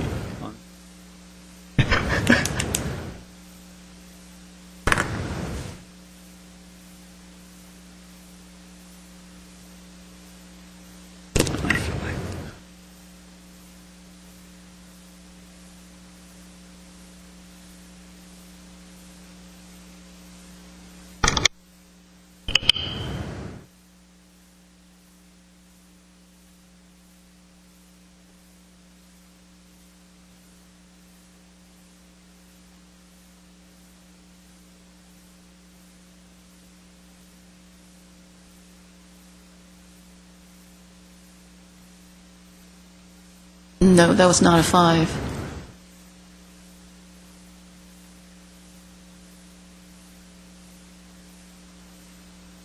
I believe that was it, yeah. All right. There you go. So I just recreated it.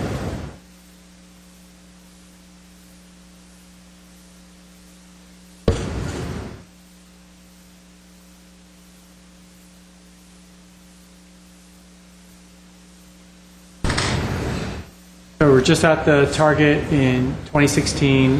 You have 5% increase, and then in 2017, that's when the principal comes online. You need that 4% increase. I would say this is the bare minimum, again, if you wish to provide 2 scenarios to council to digest. So, and also to clarify back to Mr. Kavunas' comment, though. So we get to year 4, and at that point, we're proposing 5, 4, whatever, right, 1, 1. At that point, if the commission of that year and the council of that year says, yeah, we can't take the 5%, let's do a sliding scale again, what predicament does that put us in? Is this on? Do we stay, you don't have to do it on the model, but I mean, does that, from a principal perspective, I mean, in other words, how crucial is the 2016 5%? If the next commission on 2016 says, oh no, we can't deal with 5, let's take it down to 2. Let's do the same thing, 2, 1, 1, 4, 5, you know, sliding scale up. I mean, we can't keep kicking the can down the road. Right, based on what your revenue is going to be at that time, granted, we might see some adjustments. One of the driving factors for that year or the next 2 years is going to be ensuring that you're complying not only with the 2008 bond covenant, but also the 2012 bond covenant. So that's going to dictate what's going to be your minimum percentage increase already. Right. So you might be, or they may be in a situation where if they don't have an increase, then they're going to not be in compliance with their bond covenant.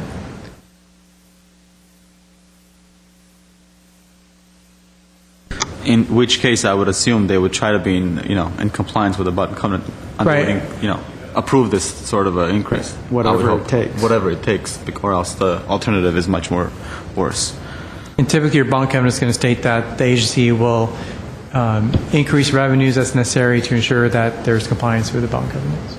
I think we should assume that our public officials will be as prudent and socially and fiscally responsible as we're all trying to be, and that's their job down the line. I can't see making policy today based on our concerns about, whether there'll be a less prudent city council in place. No, all I'm suggesting is that if that scenario is looking like at 2016, in order to be prudent and in order to be compliant, all of a sudden 5%, because they want to play with the numbers again to accommodate whatever the situation might be, maybe they won't have that choice at that point, and it's going to be more than 5%.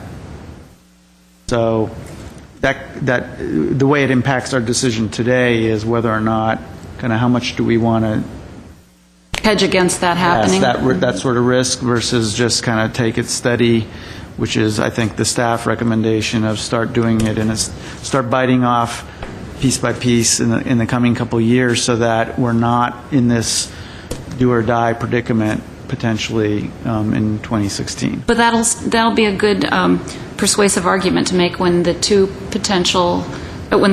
two-prong motion comes before them. You can appear before them, staff can appear before them, lay that out, and maybe the council will then find that a persuasive reason to adopt a more aggressive revenue enhancer.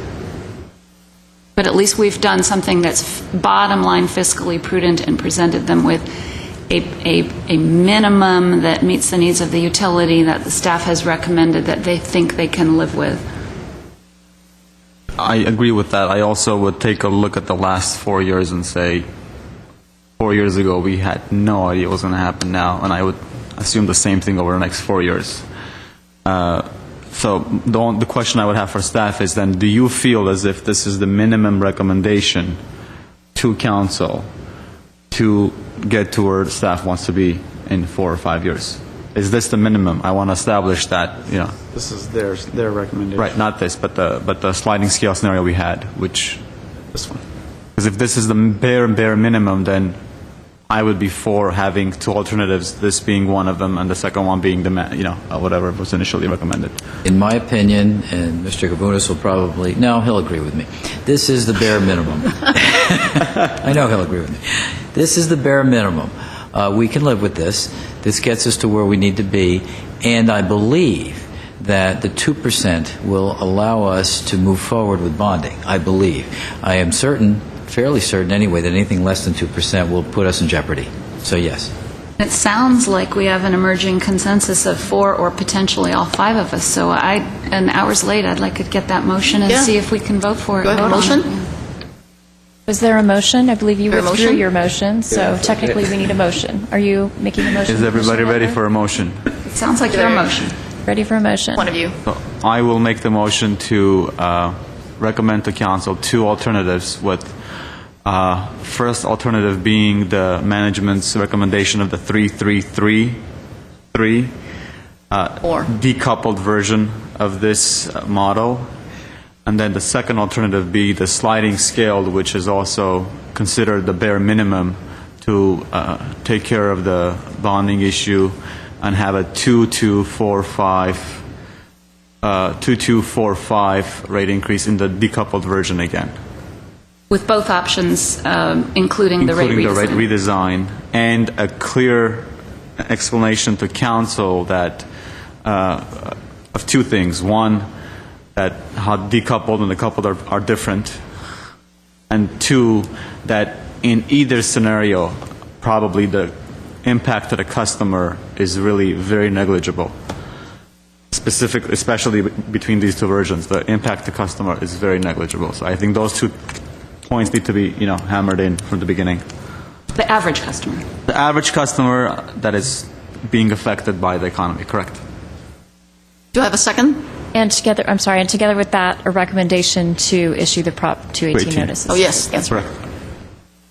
A second? Can you read that back? Did his motion include? I will try to read that back to you. The GWP Commission recommends that the City Council adopt either of the following, doing 2 options, we're doing 1 option? Two. Two, okay, sorry. Either of the following 2 options. Option 1, the rate redesign with annual rate increases of 3%, 3%, 3%, and 3% in each year. Or alternately, option 2, the rate redesign with a rate increase annually of 2%, 2%, 4%, and 5% over the next 4 years. It is further recommended that the GWP staff provide the City Council with a clear explanation of how the coupled and the decoupled rates are different and presents the impact to the average customer. Get that correct? Yeah, how these rates are decoupled, because that's what we're presenting is Presenting decoupled. to council, clarifying and making it clear to council how these rates are Are decoupled. decoupled versions. Decoupled versions, and I with might- respect to the average user, you had said that you want it to be, you want to present the data so that they have the effect on the average customer, or you want to establish that the effect is negligible on the customer? And to present that the effect to the average user Present the is effect. negligible. Could I make an offer? Or just take that completely out. friendly amendment? I think we should strive to keep something in, but to my ear, I think it would sound more like a motion if we if it's appropriate to say that the Commission finds, based on the data, the Commission finds that the resulting impact will be negligible. The data shows. The data shows, finds that the data shows the resulting impact on the average. On low and middle brackets as being negligible. Just to stick with the categorization that they'll be presenting. The only other thing I would suggest is that to identify the first option as staff recommendation, Okay. just so it's clear. Want me to attempt to read that back? I have one more suggestion. Okay. move our finding of fact regarding the impact up to the first sentence so that we are communicating to the council that we've considered that we find that the data shows that, et cetera, and based on that finding, we recommend adoption of either staff's recommendation or the alternative, which was not staff's recommendation, but it's really our recommendation. That's bare minimum recommendation. There you go. Well, I don't know if we need to include that. What the staff is telling us. Staff can tell them that in the report, Right. though. Yeah. Let's not put that in the motion. Is the Prop 218 And the Prop 18. And the Prop 18, in there as well? I hadn't gotten to, that part, but that's in here Okay. as well. So, okay, so we have an amendment to the original motion. I believe we need a second of that, if I'm not mistaken. So, do you want me to Do I read have a this to second? you? Or No, I think we you understand. guys have an idea of what we've got here? Okay. I think we have an idea. We need a second. The original amendment, the original motion was amended, so is there a second to incorporate the I amendments? second that. I'll say aye. All in favor? Aye. Aye. Aye. Okay. Motion passed. Thank you. Next item. Can I just... Yes. I invite you all to attend next Tuesday's City Council workshop at 2:30 in the afternoon to be part of that workshop if you choose, but at least to come and present your findings. Could you remind us of that in an email? Certainly will. Thank you. Thank you. Monday. Item 5, oral communications. I have two speakers. Remind us. First one, Mr. Harry Zavos, please. Thank you, Commissioners. My name is Harry Zavos. I'm a resident of Glendale. I want to briefly comment on the comment made that part of the problem that we find ourselves in is because we have been transferring funds, water funds, from GWP to the general fund, but that's water under the bridge, and how do we go forward? The problem is those funds are continuing to leak into the general fund, and clearly the amount that's leaking into the general fund isn't going to solve the extent of the problem here, but nevertheless, we shouldn't have those funds continually to leak. Violation of Proposition 218 from the waterworks into the general fund. Now, let me give you some examples. On the agenda tomorrow, the council is going to consider the purchase of office space in the form of trailers. In the Perkins building, my understanding is that 2/3 of that space is not used by GWP. It's used by other departments in the city, departments that should be supported by the general fund. GWP has not reimbursed the fair amount rental value of that space. And so that space isn't available to the waterworks, the electrical works, so they have to go out and lease space, I understand, for the electrical meters and the reading of the electrical meters, and to buy trailers. That's a leakage of water fees to support general fund services. The fire hydrant problem is a similar problem. In the original presentation, one of the line items in terms of the budget was the maintenance of the fire hydrant system. Now, Proposition 218 says the water fees have to be used to provide water to the parcels of the ratepayers. But the maintenance of that fire hydrant system and using ratepayers' money to do so doesn't provide one drop of water to any parcel of the ratepayer. That's leakage from the waterworks into the general fund. Let me give you another example. I don't have time for a lot of them, but right now... Mr. Zavos, if I may, if this relates to the water rate redesign, I want to caution you that that's an agendized item. I hope that I still have my time. I'm talking about the statement that was made that the problem has been solved about leakage of water fees into the general fund. And all I'm indicating is that that leakage continues. There are water fees that are going for purposes, general fund purposes, instead of that have nothing to do with providing water to the ratepayers. Has nothing to do with the rate. You could have any rate change or no rate change that still is taking place on a day-to-day basis. Let me give you one more example, and maybe I'll come back and give you some more examples. Right now, the water fees are taking care of half of the settlement of the Gladys landslide, which was $11 million plus interest. Now, here's what happened. That landslide occurred, and there was a judgment by the court. There were two theories by the plaintiffs. The first theory had to do with public works. It had to do with the design of the curb and water overtopping the curb and causing the landslide. That was theory one. The second theory was that the landslide caused a break in the water line that may involve the waterworks, which aggravated the damages. Now, that second theory is the only one that involves the waterworks, and it had to do not with the entire damages, but aggravated damages.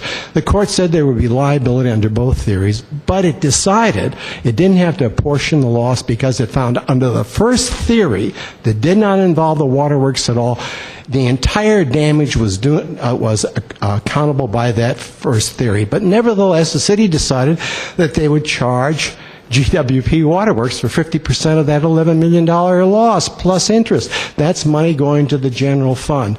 Not only that, but the way they decided on that is they looked at the fact that the waterworks had been paying an insurance premium to a liability fund, and over the last 10 years, that the amount of premiums that they had been paid doesn't cover the loss. Well, that's not insurance if you have pooled risk.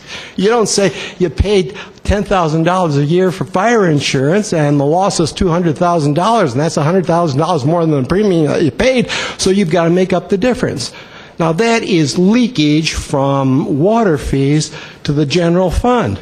You have I don't know what the amount was, but an amount for security for the yards of GWP, the one on Sam Perkins, not the Perkins, but I'll come back next week. Thank you. A comment. I think I wanted to clarify because Mr. Zavos was referring to a comment that I made, and what I meant by water under the bridge is that those funds from the past have already been transferred, and we're not going to get those funds back to solve the issue that we're faced with today. That's completely separate from any current issues that might still exist that we obviously, I think, need to look at, and that's a much broader issue that needs to be and is worthy of examining. And it comes out to the surface, I think, in these sorts of economic times when these sorts of decisions are made. But we're not going to undo past decisions. Those are decisions that were made, and we just have to look forward in terms of how do we fix the situation. And I think that's the context in which I was referring to it. Okay. We have a second speaker note here, but I don't see him. Mr. Herbert Milano? Left. Okay. So then, that's it. Next item. Item 6, old business. Any old business? Nope. Next item. Item 7, new business agenda forecast. Well, we have quite a few on the November. Yes, we one. do. Yeah. Do you want to move those, or you're We confident? should be able to cover that. I think we okay. can. Okay. We've been deferring a couple of these, so I'd like to keep them on there and we'll just step them along. Okay. Sounds good. Any additional ones? No, the only thing I was going to ask, will it be possible to loop back on that issue that I brought up last time about under the emergency planning? Yes. What percentage of staff live within proximity of the city? Yeah, in fact, we did that. We don't have to do it today. Well, no, all right, It's very well, we late. did it, and so I'll have it for you Yeah, next time. That'd be great. We did it. Thank you. Okay. Next item. Item 8, adjournment. Oh, Do we have a motion? motion? So Move moved. adjournment? Second. I'll say aye. Aye. Okay, meeting's adjourned. Thank you.